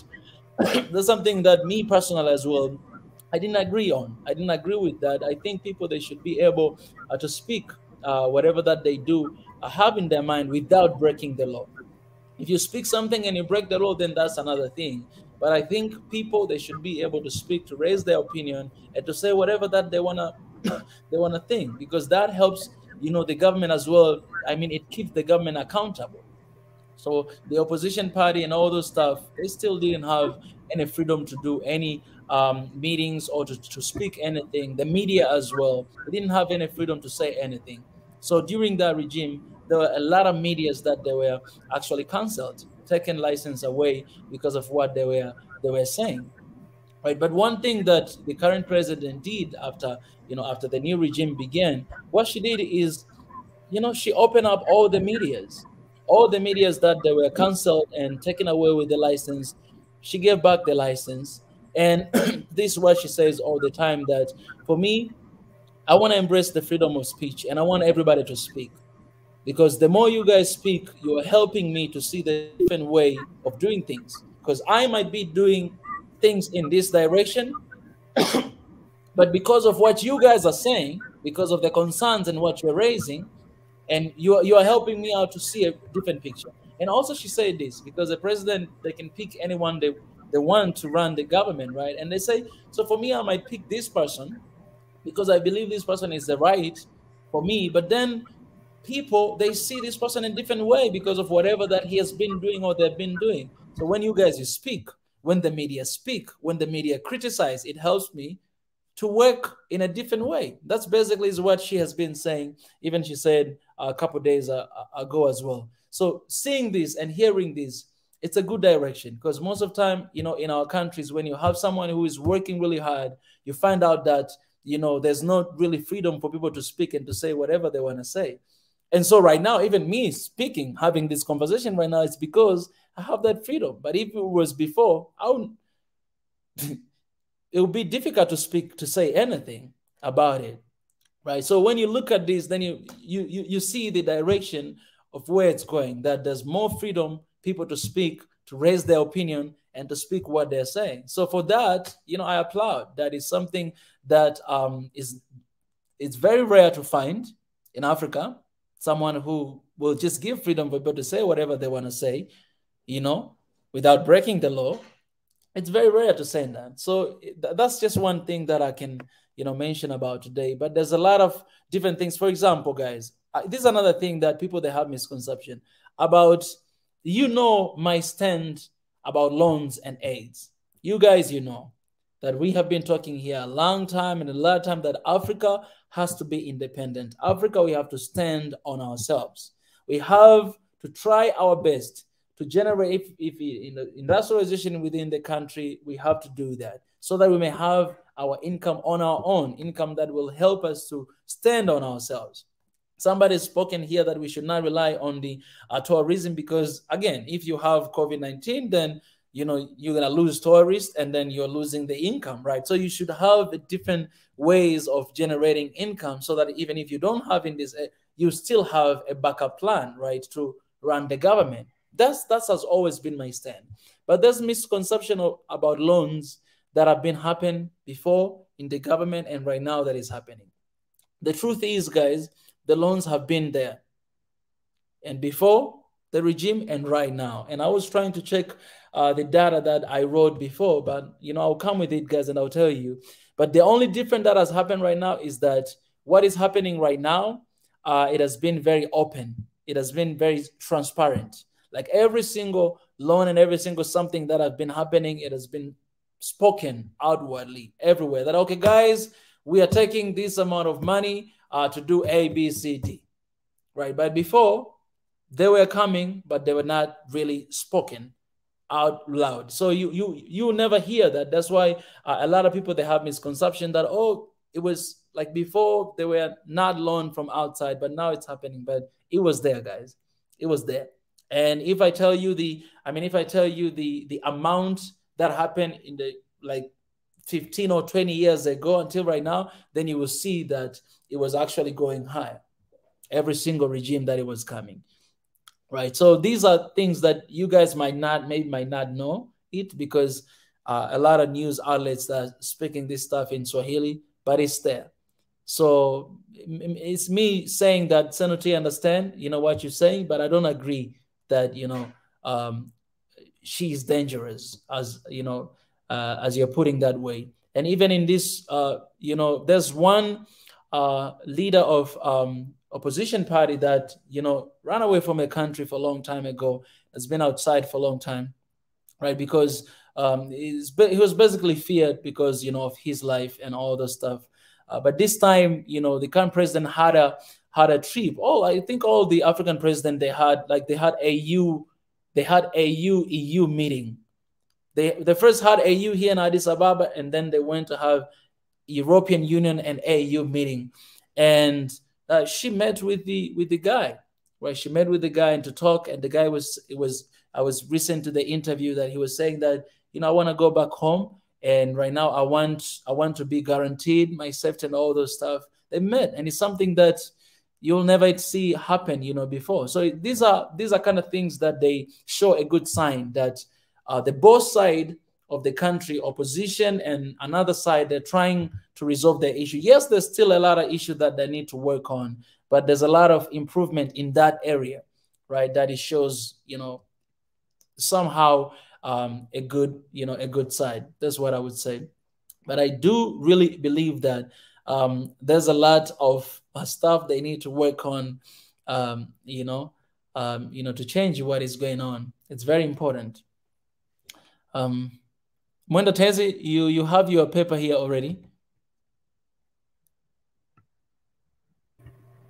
Yeah, and just to add on what about what you were talking about, President Suluhu. Yeah. You know, when as soon as she became president, she took a trip to Kenya Mm. and she took a trip to Uganda. Mm. So you find that, and you know, she really mended the Rwanda as ties. well. And Rwanda, yeah, you Mm. see, and as you can see, she really mended the tie. She was really pushing for a united East Africa. Yeah. Yeah. That's why I have really a lot of faith in her because Mm. you see, as in right now, we need as in East Africa, we really need presidents like her. We need presidents that can see the future. They can see Mm. that united we are stronger against Mm. the world. Mm. You know, and I really and I'm so. That's why personally I am really very big fan of her. I'm really passionate that she will deliver some great things. So Mm.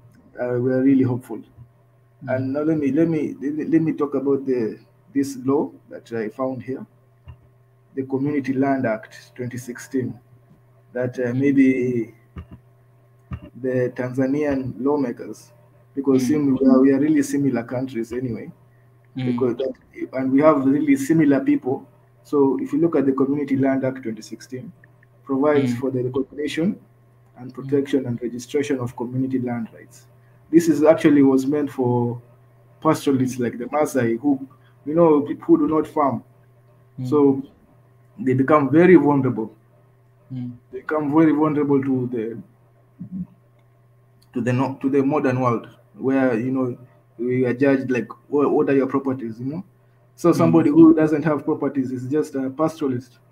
They become like, now look, you know, if they had property, maybe title deeds, nobody will come for their land. But because they don't have title deeds, because there is no, I don't think there is their Community Land Act in Tanzania that could protect their land as community land, so that when somebody comes and tries to chase them away, Yeah. yeah, Yeah. Yeah. they I've heard something like that. I don't know specifics, but I've heard something like that. oh then okay, then this land usually is meant to protect countries, communities that do not really have practicing in dividing land and stuff like that. They just have pastoralists. They just move around with their animals and they migrate Mm. here and there. People like Mm. that, they become vulnerable because they can go over there. Then when they come over here, they find that that land has been partitioned by somebody Mm. else, or Yeah. or they don't have, when they go to court, they don't have Mm. they don't have anything to defend themselves with. Mm. So I feel like maybe they should be given that special law to protect them, like the community land. That was just what I was trying to show. That Mm. another solution was also to protect such communities from future threats Yeah. like this. That Mm. give them a law that protects community land. Mm. Mm. Definitely. Yeah. Um,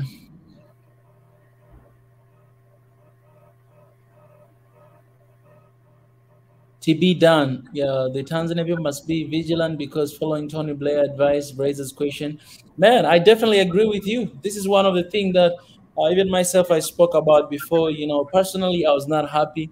Seeing that, and we came here, we spoke about it. It's something that everything has. I don't know what I can say. Like this is what I can say. There has to be a fine line, all right? There has to be a balance in everything. There has to be a balance in everything because what we are trying to say, or what we have been trying to share here all the time, for me personally, I don't want to create a community that will be anti-West. That's not what I would suggest. That's not what I would say. Because at the end of the day, I believe in humanity. I believe in humanity. I believe in Africa. Right? Talking about humanity, talking about that we are all equal. We are all human beings. Everybody deserves a shot. Coming back to Africa, where I've been called to serve, is that okay, Africans, we are all human. We all deserve to love one another. We're supposed to be one. We're supposed to be strong on our own. We're supposed to stand by ourselves. Now we're divided, so we cannot stand by ourselves. There's a lot of things going on that we can easily. And saying this, I want to congratulate. This is a good news. A lot of congratulations to Ethiopia for achieving the Jared project, because right now it's starting to operate, and congratulations to that. I tweeted about that as well. it's a good sign, because the light is, I mean, the electricity is not just going to be for Ethiopians, but for so many other African countries out there. So this is the opportunity for other African countries that are struggling with electricity to actually take advantage of that. And I cannot wait to see, hopefully the whole country of Ethiopia, it will be electrified, you know what I'm saying? And we'll be able to see like a lot of improvement, from this is huge, because it's the biggest dam in Africa, and it's going to produce a lot of, votes for electricity. So it's a really huge and a big deal. Congratulations to that.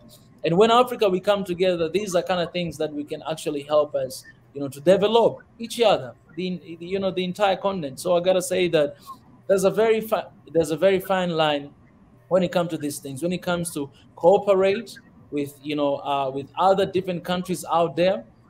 So a lot of times what we see in Africa, we see two extremes, two extremists. And you can correct me if I'm wrong, Mendes. Like, you see there's this one side that is too extreme, right? That, we don't want anything to do with you, right? And then you see all the time there's a lot of things happening after that they affect, at the end of the day, they affect people, and people are dying because of whatever that has happened. And then we have another side of extremists that you see that we have, that, okay, everything that you want, you need a support, you need a loan, you need the help from them, everything. That's what we have most of the time. But on this one, I really hope African leaders, they learn from the president of Rwanda, Paul Kagame, because Kagame is the perfect example of someone who take advantage of all these two different sides. If you ask today Kagame about loans, he will tell you that, you give me loan, I will take it. That's what he says. So I will take it, but I will use it according to what I want. You're not gonna give me loans and say that we want you to use this and this and that. No, you're giving me loan, you want to support me? I'm gonna put on the projects that I think is necessary and it's important for my people. And Yeah. Kagame, he has been able to manage it, and you see Rwanda how it goes, because he's somewhere there that he knows how to take advantage of, the Westerners and all this stuff that are coming from them. At the same time, he maintained his color to actually, protect and work for his people. And you see development and see environment. But most of parts of Africa and most of our leaders, they're either in this side of extremists, right? And at the end of the day, people who are suffering are people. You can take an example of what happened in Zimbabwe, and what is happening there right now. It's bad. It's really bad. It's really bad. I have my friend from Zimbabwe, man. Like, most of them, they're running away. It's just like what is happening in other places of Africa. Running away, they cannot say their life is really hard. But people who are suffering there, it's not a leader, but it's people. People, they're the one who are struggling, the people who are dying every single day. So there's very fine line. For us today, we might be having this, conversation, and just say that, why should we not do this, that? But man, when you're in that spot, that seat of a making decision, and you need to make decision for your people, then you realize that there's a lot of things that sometimes, there's a fine line, and we cannot just define by white and black at the end of the day, because otherwise you're going to have a lot of people, dying. What do you say about this, Monotese? What is your thought on that? Yeah, when it comes, when it comes to leaders, a lot of people, people don't understand how hard, maybe how hard it is when you're actually on that seat. When you're from outside, we can really criticize, and we know the answers here, our fingertips. But when you're on that seat and knowing that, if I make this decision, these people will suffer, then it changes everything. It changes everything. Like, just even if you are standing up for this, but you know that these people will suffer, or some people will, it really changes everything. So you feel like, sometimes, for the sake of my people, you do some things that outside does not look good. Mm, It does not look good for PR, for public relations. It does not look good. But mm, at some point, you have to choose the goalpost. What do you want? Do you want to help your people, or yeah. win the ego wins, win your PR war? Uh, And that uh, is what I see from my brother. You're talking about President Kagame. yeah. To me, I do see him as he's a great president. Mm, And I don't even, and usually the problem is not actually the loans. The yeah. problem is, what do you do with the loan? What are you With doing the with it? law. Yeah. Yeah. You know? because many countries are getting loans everywhere. It's not unique to Africa. But Yeah. what are we doing Everyone with this? gets loans, man. I mean, even the US, they receive loans too. So that was what I was trying to say. So yeah, when we come to loan, what are we doing? Are we wasting it, or are we wasting these loans? Then when it comes to paying back, we have not done anything of value with them. Now we are playing victim. Like, oh, Exactly. they trapped us. They trapped, like, before you say they trapped us, let us investigate. What did you do with this money? You know. Yeah. So before Mm. we start saying, oh my God, we have been trapped. We have been trapped. They were tricking us. What did we do with this money? Then we say, okay, you did the right thing with this money, and they did not. We were trapped. But we know when these leaders, when we see what they did with the money, and Yeah. you wonder really, really, even if it was whatever rate we were given, we were still going to be in trouble, you know. Yeah. Yeah. So that's why, yes, President Kagame, he is a good leader. Although Yeah. I will also like to say something that I Yeah. have noticed. Exactly. I You, think you know. we, Mm.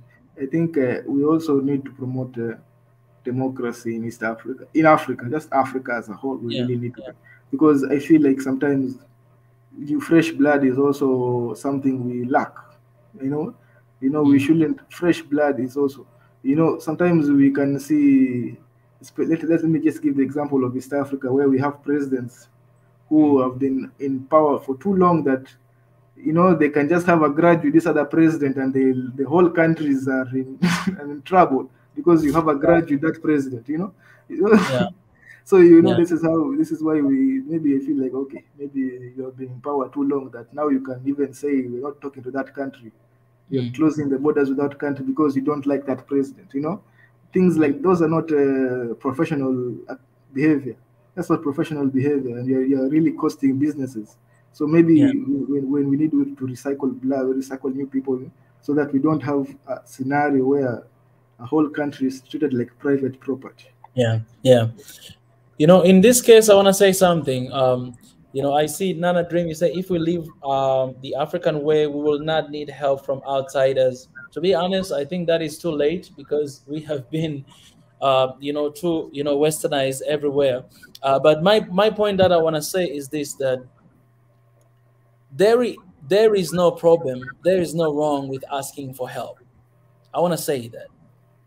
But the issue that we do have, the issue that we do have in Africa, as Mwendates mentioned, and I will say this again, is accountability.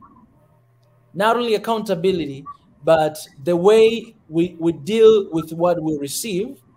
We have people who are corrupted. We have people who their intention is not really to support people, but to support themselves.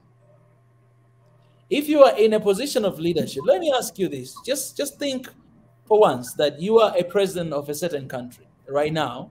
You are in a position where you have people in your country are dying because of hunger. They don't have food.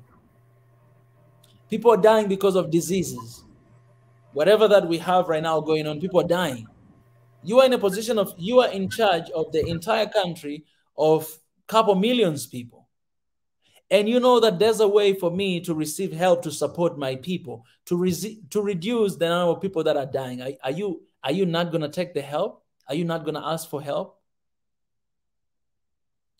I will ask for help because there's nothing wrong for asking for help. But what comes with that help? What is your agreement with the help that you receive? What are you dealing with that help? That's why in this, even the other day, I had to applaud the president of Tanzania because in this meeting of AU and EU, what she suggested, she met with the president of the European Union, and she said that we wanna build our own vaccination center in Tanzania, and not just for this pandemic, but for all the diseases that we have been having for a long time. The vaccination that you need to give to the kids when they're born, for all this disease, we want to have a center that we can produce for ourselves all this vaccine that we need. We want to have that. We want to build that because we are losing a lot of money bringing all this vaccination all the time to the country. We want to have our own because we have our people that have been doing research on this, and we want to have our own center that will operate. That's a good initiative because it's no longer wanting to take stuff from them, but no, come and build We want to build in our country, want to have it that can support not only our country, but other countries around the continent. That is the good initiative that is supposed to be applauded, but also is supposed to come with different solutions or different suggestions in this, that, okay, now how are we going to do? This is an idea, is what we always needed to have. And it's a good initiative. So the only issue that we're having, and I think all of us here, we've been very skeptical with all these loans and aids because of how it's being used, because of how the points, like, how can I say, how the, like, I'm coming with this and then it feels like you are not really doing anything to me, because it feels like everything I'm doing it for you. And it's just benefiting two people who are on top. They take everything they have. But imagine if you have this and you see development in your country. You can see what is going on in Rwanda. You see that something is changing because of the same thing. Like, so the same loan that somebody receive and make changes, someone receive and nothing is happening. So the problem, at the end of the day, the problem is not the loan that you receive. The problem is you as a person. How do you view it? And how do you use it? You know what I'm saying? And what is the agreement behind it? Because me, I mean, if you come with your loan and then you give me some ridiculous agreements, I'm not going to take it. I would rather die than take your money and cost my people's life. I would rather die than doing that. But if it's legitimate agreement, like what we see happen in other people, then why not? I'll go on my knees and pray, because we've been asking for help for a long time and we haven't seen any change. We're being oppressed. I mean, Senuti will disagree with you that. Senuti will be like, we need actions. Of course, go on your knees, pray, but also, you know, guys, there is nothing wrong with asking for help. You know the reason why we need a united Africa? Because we want to help one another. That's why we need that. That's why we need a united Africa. Because what we cannot do, another country can do, and we can support one another. We can share knowledge, we can share ideas with one another. The thing is, how it's like this. So what we are trying to do, this is what I'll say what we're trying to do. We're saying we're decolonize the mind. We're decolonize the mind in a way that we think the idea that, okay, I need help, I cannot do things on my own, I need you to come and to support me. That's a wrong idea. That's a colonizing mentality. Like, our mind have been colonized and we think we cannot do anything on our own, so we need support from there, from that country. That's a wrong mentality. That's not what I'm saying, right? I'm standing here believing that I have all ability to do everything I can. I have to make sure that I'm not corrupted. I have to make sure that you have to make sure that as citizen you are paying taxes to your government. I have to make sure that I'm working hard to develop my country. I have to make sure that I do everything I can to sustain, to have a sustainable economy, and what I do have, just like, you know, the late Magufuli was doing. You know what I'm saying? I have to make sure I do that. And then when it's still not enough, I still need support, I still need help, I can still receive help. That's what I'm trying to say. But I cannot just sit down and be like, you know what, I just need support. So, oh, money, bring money. I'm corrupted. I take people's money. Okay, you are not paying your taxi. You're not doing anything. It's not going to work that way. Natty, man, come on, my brother. I miss you, my brother. Senators say, and do you think the patent is done by Africans for the vaccine? Mika, my brother, please open your mind. My mind is open, Sanuti. Is wide open. And one of the things I'll say that when I was listening to that conversation, this is what she said, right? This is what she said, that the problem of you open these centers, right? If you have your people who will develop, you know, that vaccine, it's beautiful. They will develop. But this is what she said. She said that the problem that we do have is that even though you have that, but they still are not willing to give you a formula because it's a business to them. So if I give you a formula and you know what I do, I'm going to lose my business. So I'm not going to give you a formula. So you're going to open your center and then you're going to call me to come and to do it because you're not going to know the formula that I'm using because it's a business. That's where the question comes. So Yeah, You can do it like the. I was really proud of my South African brothers. You know, Yeah, they they developed the same vaccine. They found out the formula from themselves, and they developed the same vaccine as the Moderna. They reversed it, and they. So sometimes also you have to be very clever. You have to be exactly. cunning. Like what I'm saying is, Sanu, that's a good concern. But I have to say that my mind is open. In this case, man, you're not gonna reign there forever. And this whatever center that you're going to open, I mean, whatever center you're going to open is not gonna happen within 1 year or 2 years. It will take some time because they don't even have money to do that, you know. But whatever that's gonna happen, as long as we have, it's like you have industry in your own country. We'll have another regime. We'll have another regime with different perspective, with different ideas. But as long as you have that initiative, man, we have smart people in our countries. We have smart people in our country. And think about this. There's a lot of different, ways of vaccine African countries they discovered, and they were not, they were not approved by them. But if you have your own center in your own country, and then you have your own people who are trying to discover something, because the research you keep going and going, and having the center in your country, that means you are supposed to invest more in the research team and discovering team, so that these people, they may continue to do their job. You have a center now. You don't have a center. That's why people always have our doctors, running to other countries to do that. But you have a center now, then it's an opportunity for people to continue to do some research. As a leader of the government, that's what I'll be thinking. Regardless who I'm having there at that time, I'll be thinking that I need my people to do that. And this is what I would say, man. I know a lot of time we're being, in general, a lot of time we're being critical with everything, but sometimes we need to, to think this a little bit outside of the box as well.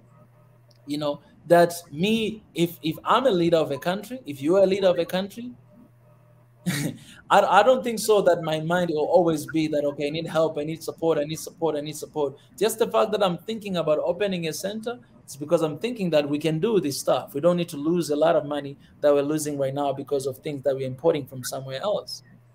So we like, as much as we're being critical with it, we also need to see the bright side as well. It's very important. Um, Nati says, by the way, I am currently in a place where it is completely neglected given its past history for refuting the government. So justice as giving what is due to others is very important. I totally agree with that. Man, I miss you. Minister of Education, man, when are you coming back, my brother? We need to have your sessions. I've missed Ah, his speeches, man. man, I missed his sessions, man. Like, brother, please come back. Huh? Some issues have more to them internally in as much as it's from the West. So a balanced view toward our problem is critical important. Exactly. That's what we are actually. I'm actually trying to say that we can either be like fully saying that, okay, this is it, this is it, but do you have evidence to that? Do you really have evidence to that? Because, man, I could go to prison because of this. I could go to prison. At the end of the day, I'm the one who I'm gonna go to prison. So that's why I'm trying to balance some stuff here, because you could go to prison to what you're saying, because I need to have evidence. You need to have evidence. And for me, in order to be in order to be authentic with what we say and what we are trying to initiate, then we need to have authentic, and we need to have an evidence to what we are saying. If we don't, then we're not going to talk about it. We're not gonna we're gonna need to be careful with that as well. Some issue has and then, miss you too, bro. I'm in a remote area and internet is not guaranteed. Sorry for getting lost. My brother, I'm waiting for you, but I need to have a conversation with him, by the way. Yeah, but I really understand that. Yes, very proud of South Africa. Hey, Montes, I didn't know that about South Africa. That's a beautiful thing. Yeah, South Africa has really been showing us the way in many things. Actually, if you look at the latest news, man, these guys they're doing the things we are telling our governments to do. You find South Africa is doing it, man. So sometimes I'm just proud of these guys. So like at That's least at uh, least there's somebody in the continent, that's why we need a united Africa, man. because things like that we need to share with one another. You know what I'm saying? Like we need to share with one another. If South Africa is discovered that and using that, why don't we use the South African one? You know what I'm saying? Why don't we use that South African? Why all of us African countries join our hands with them to be like, oh, you guys are doing this, we're supporting this, instead of losing a lot of money that are going outside somewhere else.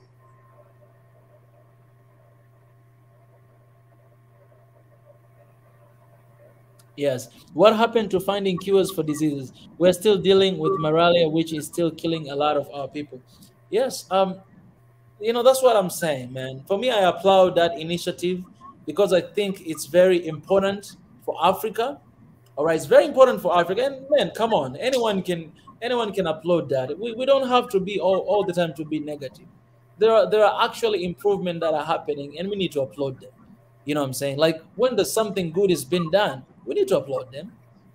When it's something good is being done in the country, we need to upload it.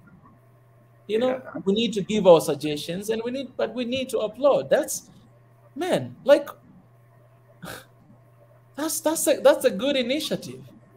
You know what I'm saying? That's a good initiative that we can actually, oh, like, okay, look at what happened here with with this dam, right? 100% fully sponsored and funded by the people.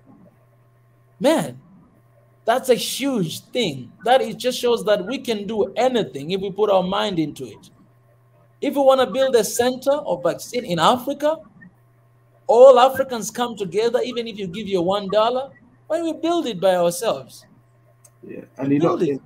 And the thing is, our African, if you look at these companies that in the West that are building this, creating these vaccines, you find it's just Africans are working there. So it's very we're losing a lot of brain drain. We're losing a lot of very intelligent people to the West Yeah. who are doing intelligence. Like right now, I see Africans in London building highways, building the transportation system, designing them. And I'm like, here in Africa, we need infrastructure, and Africans are in London designing infrastructural in transportation systems for. So there's just so many things that we are capable of doing. It is just that I don't know what is always holding us back. If there is something that has been talked about so many times, is what is holding Africa back.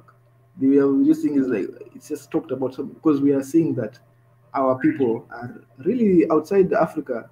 They are achieving some great things.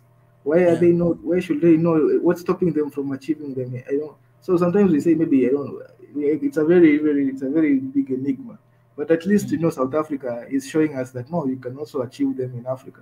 And Yeah. maybe as our leadership is changing, like in East Africa, there's this thing called the I've just checked it out, the East African Bureau of Statistics, that is Yeah. pending that to be done. And there's a lot of work actually to be done in East Africa that has been really stalling. So that's why I'm really hopeful and passionate about President Suluhu, because she seems to be very interested in East Africa. So maybe when we have even one president in East Africa that is pushing these things, usually they usually pull through. So maybe Exactly. let hopefully maybe in the future there's reason to be optimistic. So let's Yeah. not. We understand that we can be negative sometimes. Sometimes There's we can always think that negatives. Yeah. but there are also reasons to be like this Ethiopia dam is also very Yeah. that's actually a good thing. We should be celebrating also that. And Exactly. so 2022, funny thing is it's within the 100 days of action. Yeah. it's it's crazy, man. Like it's happening.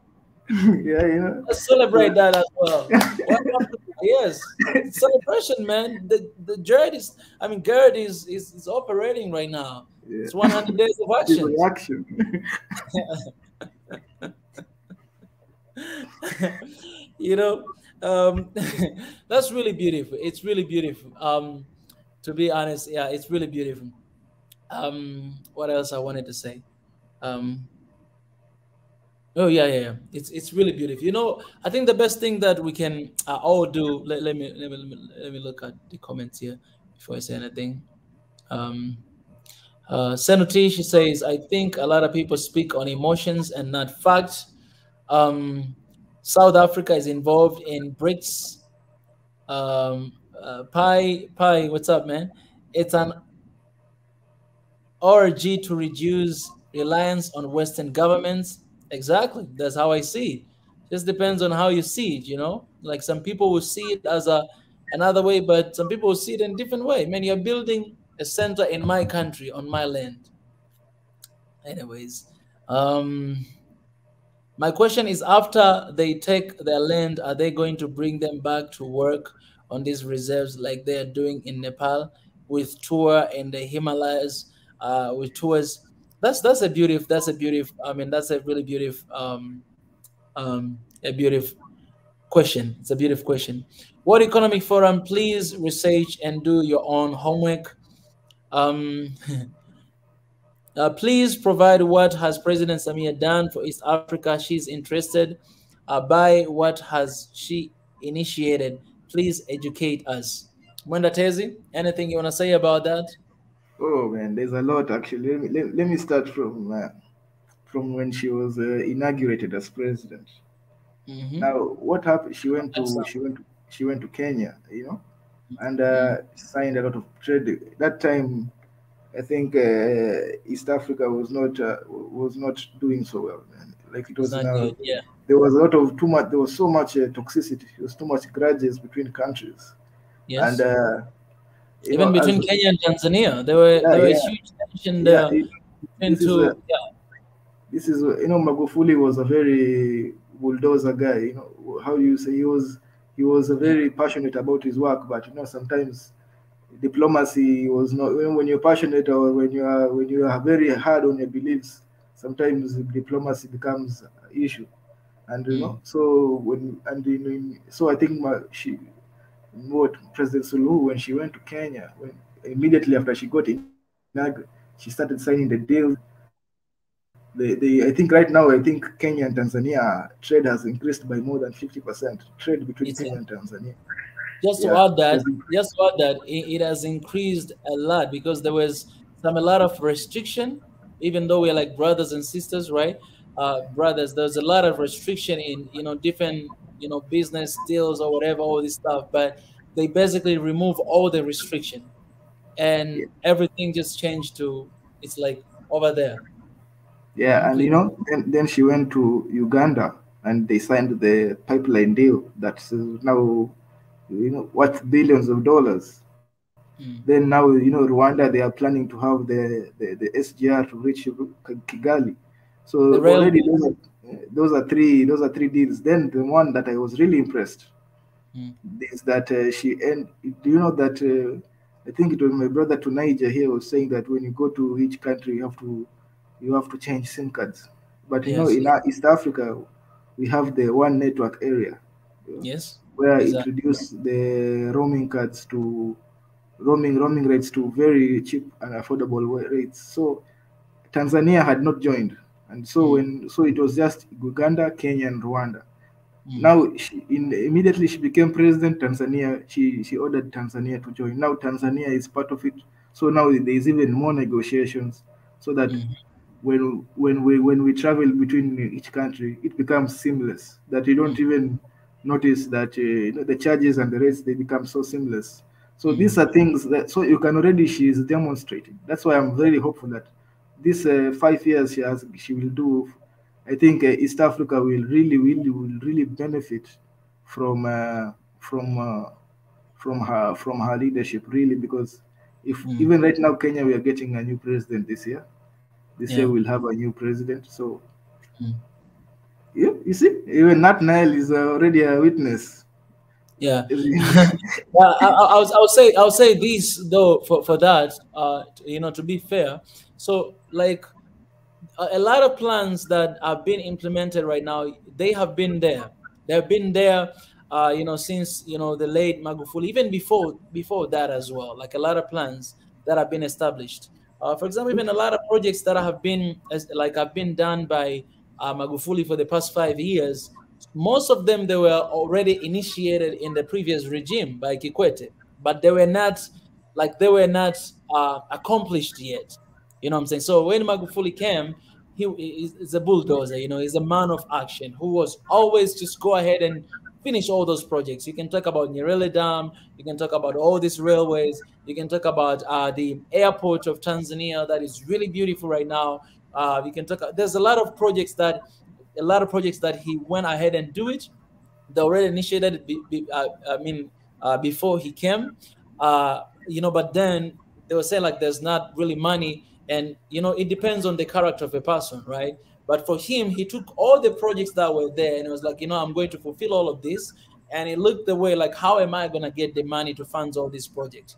And you come to cut down corruption, cut down some government expenditures, make sure that everybody's paying tax and all those stuff, and plus a little bit of loan. So all this stuff, they hope for him to accomplish it. So right now, there's a President Samia. What happens is most of these plans, they were there, yes, but they were not implemented. They were not being done. So for her, she's there right now on the seat. She knows that, okay, she sees that, okay, there's one thing that Tanzania was struggling with. It was, as it says, diplomacy with different countries, right? Outside and inside as well, and all this stuff. So for her, she sees her priority that I think these are issues that we need to get them to get them done as soon as possible. So for her, in a way, the day she just got in there, she already has had her priority that this is what I'm going to do. I'm going to make sure that I'm strengthening the relationship we have in Kenya, with Uganda, with Rwanda, you know what I'm saying, with Burundi, with East Africa community. And that's what has been happening so far. So these are actions, and no matter how they were before, but credits is still gonna go to her, because even that before, she was there. The time of Magufuli, she was there as a vice president. So if they come up with that, they come with that together, and now she's implementing it. Still, you can still give credit to that as well. So it's that's a little bit of the historical background of what is happening, and that is really beautiful, because for me, as a guy who believe in one Africa, I'm glad that we have leaders that believe in the unity, in the union between each other, and that is a good sign, because the strong we are in the side of East Africa, the strong they are in the Western and Southern. And by the way, East African community and and SADC, they are really like together like this. You know what I'm saying? So it's a good hope that shows that we believe in oneness between one place and another place. So anyways, but we don't have to agree in everything. We can agree to disagree. There are things, you might not agree with them, and I might not agree. It's fine. It's just the way that we. Yeah, no, I agree with you about Magufuli, and also about President. Like what I was just saying, yeah, like you've actually basically just said what I was going to say, that yeah, Magufuli also had this. We are praising Magufuli for what he accomplished, so we should also praise President Suluhu for also all the things she has done in our own tenure, So that was what I was just trying to say, that she has proven that East Africa is a very huge priority to her. That she has. So I as a East African, I'm also I'm also happy about that, because really we have been really looking for integration. So when you have somebody who is also, that is a demonstrated that is a huge priority to her. Yeah. So we are feeling like, okay, now we have an ally in Tanzania, so it is going to make it even more easier, because right now what we need is, as you talked about, there is this thing called the East African Bureau of Statistics, that it has been lagging, and when it comes to action, it means that we can take statistics from all over East Africa. When you talk about vaccinations and things like that, that's statistics. It all goes down to statistics. So if you can take even medical statistics, like these are the diseases that are bothering East Africa, we can tackle these diseases as one. Because let me talk about COVID. I have really I've been disappointed the way we have handled this COVID, because maybe one country is doing this, the other one is doing this, the other one is doing. So we have not. If we had, it was. I think we missed a very huge opportunity to align our medical systems together and say, what, we are going to tackle this as East Africa, or another one that is bothering East Africa is malaria. Like we cannot eliminate malaria in Kenya and they malaria, and they'll still be malaria. We've done nothing. We've not done anything. If we've just, we have to eliminate it together, all of us in East Africa, because there's a lot of mixing. There's a lot of, the mosquitoes don't know the border. It is they don't have passports. So Mm.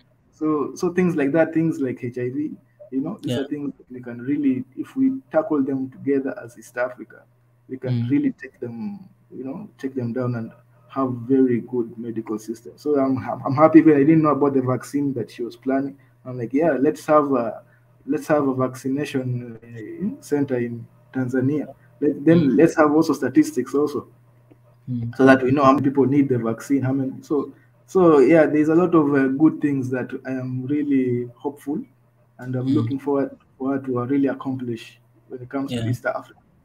Yeah. And That's and it. and and I was watching this interview today. They were asking for that thing, for that center. You know what she say? And this, I mean, again, this is it's sad part, to be honest. That European Union is giving, like, is giving loan to African countries. It's like there's a lot of millions of euros that, in this meeting that they had, AU and EU, million of euros that they assigned to give to African countries. So this is what they're saying. So right now it's up to African countries to come with different projects and different plans, and whoever has a good one, they're going to get it. So everyone right now, everyone right now, they are working on that because they want to get that money. That's what is going on, right? I mean, it's sad. It's sad talk about this, but at the end of the day, it is what it is. It is what it is, man. Like, um, it is what it is. But answering your question, Senator, I mean, not your question, your point. I want to give you a little bit of context of this because, um, so the issue of the I don't know if Mondates, you heard the issue of the parliament of House of the Speaker stepping down again. I want to This issue is very political, Senator. Um, since the death of the late president, and when the new president came, there's a lot of people, politicians, that um, do not agree on it. They are not agreeing. Like, so they're thinking about the next election that is going to happen after 5 years. So there were a little bit of division, not a lot of division. There are people who are already planning for election 5 years later. And there are people who are supporting. They're like, okay, you are now president. We are going with supporting you. So that division happened right away after the death of His Excellency, right? And so those people who they're planning for election, they started to do a lot of stuff. Even right now, it's still, I mean, you cannot really see happening. But one of them is this one. And why I'm saying this one is because I will say this again. I'll come to you with the data because I listened to the one of the conference that they were having and talking about. The vice president right now is talking about um, the country debt, the amount of loans that were received during, ever since, like Amwenyi, and then Mkapa, and then Kikwete, and then Magufuli, and then right now, the amount of loans that have been received. They were loan in the time of Magufuli as well. They were loan. A lot of loan received. And we saw the projects, how much projects have been done and all those stuff. But still the national debt, it went high. Until the time is gone, the national debt is still high. And that's where she's picking up the country and move forward as well. So I'm saying this because I want to be really fair in all these things. I mean, the way we talk about, and sometimes maybe we might not understand, but that's how it is. So this incident that happened, it's I don't know how to say this, but it's something about what is coming next, about the election that is coming next. Because usually the man that is, or the person that is in that chair, they usually run for president in the next election. So So there's a lot of politics involved. Like what I'm gonna try to do is to speak dirty on someone to make sure that you know in the next election that you're not there, you're not being picked, you're not being chosen. That's what has happened. But when you look at the constitution right now that is being used, if you like, again, it's the problem of constitution that if you're there as a house speaker, then you know you're very important in the country. You're like the second person or the third person of the nation to lead. That means if president is not there, if the judge is not there, then you're leading, if I'm not mistaken. So if you have these three people who are completely against each other, then where are you going to lead the country to? Where are you going to lead the country to? That's why, after saying what he said, which they went back and to see what he was saying before in the previous regime, he would not say the same thing. He will actually support, right? But now it's just the beginning of the regime. Something happened, he decided to speak against it. That's why it happened what it happened, right? And you can ask any Tanzanians, they will tell you the same thing, how they feel. So there was a lot of hypocrisy in that itself statement, and that's why it happened the way it happened. That's what I can say for now. But for more conversations, me and you, we can have a private talk.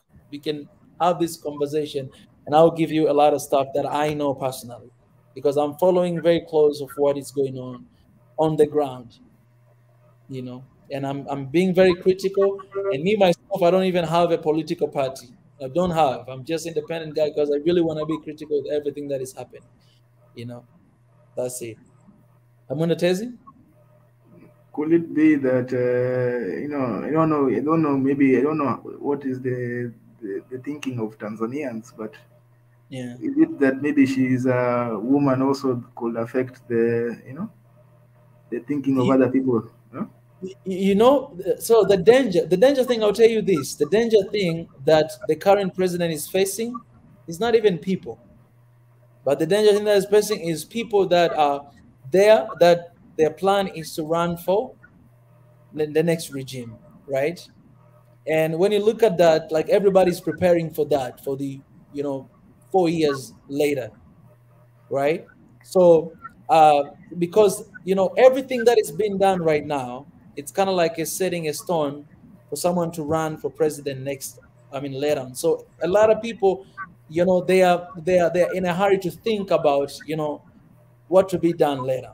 And politics is always like that. You have to show the weakness of the other in order to take advantage of it. You have to no matter whether you're doing a good thing, you're doing a bad thing, you'll always just do that. It's just like the time of the late president. Opposition will always talk bad about it, always talk bad about it. That's why I was like, for me, I lost a respect for that, because I was like, you cannot just always speak bad things while you see that good things happening, but you always point bad things. You cannot do that.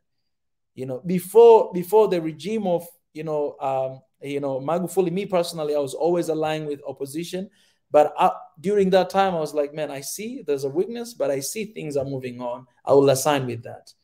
And then right now, you see there's anyways, I don't really want to talk about this politics, because we can talk about this all the day long. But the bottom line that I can say is this, that government should be there for people. Government should listen to people. Government should work for the people. That will never change, and that's how it's supposed to be all the time. That's how it's supposed to. And in this case of Maasai, I already say my stand. Another thing that I would like to say, because I added in the thumbnail, is the thing about the CV. And this, again, I want to appreciate Sanity for sharing this news, because after, when you share, I read that news, but I didn't know that where is this happening. But then after our conversation, I realized where it's happening. The CV thing, yeah. So I suggest to see the holistic image of the situation. So the CV thing of Tanzania, I've seen, you can see this news that was given by the Citizen, the magazine Citizen from Tanzania, that there's this one guy that basically is representing government. They say that they should add the tribe and religion in the CV. I oppose that with everything I got, 100%. We are not supposed to go down that road. For 100 and for more than 60 years, we've been living in peace and harmony. Tanzania is a secular country, is not belonging to any religion, and there is no need to add a religion or a tribe on a CV because you don't want to know that. That should not be a base of someone to be employed or whatever reason that they came up, whatever reason that they mention about, it's ridiculous reasons. You cannot do that. Until right now, we have been operating, we've been living without doing something like that. Now, today, you'll add a religion and tribe on the CV. Tomorrow, will be something else. So I oppose that. And that not just only me, but everybody opposing that. So someone can just come with their own decision from like someone you sleep night and then you come with your decision in the morning that, okay, we should add tribe and, religion in the CV, simply because we want to know who, if you're really Tanzanian, want to know if it's ridiculous reasons. It's something that it should never happen, and Tanzanians should never accept that. Anybody should never accept that. And again, that is something that have been suggested by someone that I don't even know who is this guy, according to this, this thing. So I just hope that, I hope that, and I don't even hope because nobody will accept that, by the way. Nobody will accept that. No one will accept that. No Tanzanian in their right mind will accept that. So there's always this, awful initiatives that they always come, but nobody will ever accept that, and it will never happen. It's not going to happen. Not on our watch. It's never going to happen because those are elements that always divide people, and we have always been living in peace and harmony with one another. We never had issue about that. It cannot be an issue today. It's not an issue then. Me personally, I'll tell you the truth, guys. Me personally, imagine. I don't even know the president that we have. I don't even know which tribe they're coming from. I know the region they're coming from, but I have no idea even their tribe. If you tell me to name all the 121 tribes, I will not even mention, like, it's not even gonna be even 5 that I will know. Right. So maybe like it's my ignorance and not knowing it, but the point is because it's never been an issue, it's never been a ticket of getting something. We cannot make that a ticket right now. So that should stop and that should never happen. It's not going to happen, not on our watch. And it's ridiculous. And we're going to talk about it, and we're going to keep talking about it, and we're going to mobilize people. Just yesterday after I saw that, I just shared some places, and some of my friends as well, I shared in different groups that I know, groups with, with Tanzanians, just to bring awareness that, do you guys see this?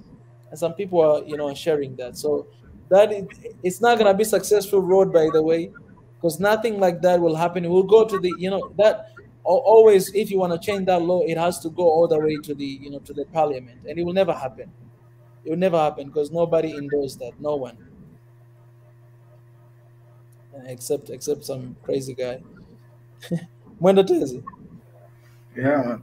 Yeah, when it comes to tribe, I don't know why somebody's trying to put.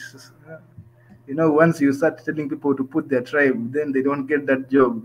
They say, "Oh, it's because of the tribe now." And you start people start, Exactly.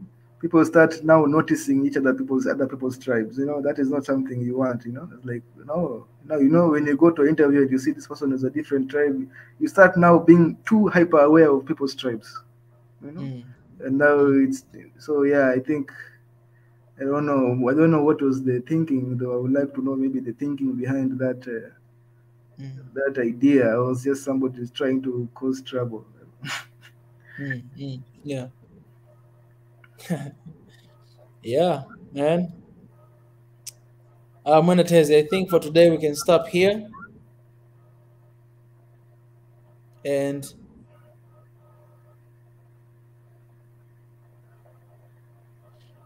yeah, I'll ask His Excellence if he will be coming back here today to do something. Um, let me see here. Yeah, he promised on Sunday. He promised, or is it to Friday or Sunday? He promised Uh, Tanzan. Actually, he promised Tanzan yeah. midnight stream. Okay. Then, then I think this is the time actually. Let's say His Excellence. Yeah. For us, we can stop here for today. But Mr. Mwendatezi, I mean, I really had a good conversation. This was such a very constructive conversation, to talk about our people. Um, and, I just hope that, they're listening out there. It might not be a popular topic, but it's our people, and our people matters a lot. Um, and to be honest, this is how we build one Africa. This is how we build one Africa, you know, because all of us, we are sharing a lot in common, and there's a lot of things that we both struggle in different ways. So I want to appreciate everyone who joined here today. I want to appreciate everyone. I want to appreciate for your insights that you guys shared. It's always I always, me personally, I always love when people, they have, I mean, we have different insight, we have different eyes, because at the end of the day, we need to debate with our ideas and with our point of view. So, you know, yes, I Also, always appreciate that. yeah, also, also, I will really, somebody, I think, is it Pai who talked about the East African Federation? Oh yeah, yeah, bye, Yeah, yeah. yeah, things like that also will you actually you will eliminate a lot of these problems, because if you have open borders, you Mm. know, and you find that, in fact, let's not forget that the Maasai actually won a court in the East African Courts of Justice, won a Oh case yeah, the one in that, that def- 2008. yeah, that defended their land. That's not Yeah, a Tanzanian court, that's an East African. That court has really helped a lot of East Africans, because even I know a lot of Kenyans who won in that court, and they yeah, so you see, these are exactly. the things that, sometimes you want a court that is not influenced by your country, you just, Mm. that has some impartial. So That's a good side of these communities we have, right? They can yeah, actually give rights, because you don't have just people from just one region. You have everybody, and then they look at the situation. They say, "No, this is not gonna be like this." yeah, Yeah. because sometimes, if you have maybe a Ugandan or a Kenyan judge there, he Mm. sees things. He does not see. He can see things more less emotional. You can see things What? more, Mm, clearly than somebody who is maybe from the country. mm, That's mm. why. So I've actually, this court has actually been performing well. It has actually been really solving a lot of cases in East Africa that, Yeah. could not be solved within their country. So it has become a very powerful court in its own right, and there might be a very big case coming to that court very soon from Yeah. Kenya. A very huge case about the Kenyan constitution. So Mm, we will see if it will. There is talk that if the government, if it does, it's right now, it's in the Supreme Court of Kenya, but there is talk that if the people are not satisfied with that, they will take it to the East African Court of Justice. yeah. So Yeah. it will be a very, it will be one of those. It will be actually one of its biggest cases. You know, so I would be very interesting to see Mm. if it can give it, if that court now has the power to actually change a constitution of an East African country. That would be So amazing. That would be amazing, man. We need to get out of this whatever this thing we do have. Yeah, that's amazing when it is. Monatez, I appreciate you, my brother. I'll let you go now, and I'll be signing out as well. Thank you for an amazing conversation. I really enjoyed it. I think I also really had a very fruitful conversation. I really learned a lot, and I've also enjoyed the discussion. It was Yeah. very constructive. I also like to give thanks to Nathaniel, Minister of Mm. Education. You Oh, man. should, we have been starving in, sometimes you should have come and give us some of those words of wisdom. Mm, mm. So one day you will come and grace us. Yeah. And also to the rest of the comment people, thank you for your suggestions, for your contributions. They were very good ideas. A lot of them I have also learned a lot. So yeah, I think I'll be making my exit. Thank you. It was a good discussion. Appreciate my brother. Appreciate. Thank you so much. All right. God, we thank you for today again, for this conversation we had. Our desire, God, is to see change in Africa, see change in our countries, see us developing, see our people living a better life. Continue to give us wisdom, and we bring even our leaders into your hand. They have a lot they're dealing with, a lot of pressure from everywhere. Give them wisdom, give them ability to handle it, everything. And give us patience and help us, God, in whatever that we do to bring about change in our countries and in our continent. I pray all these things in Jesus' name. Amen. All right, guys. Appreciate. I'm out of here for today.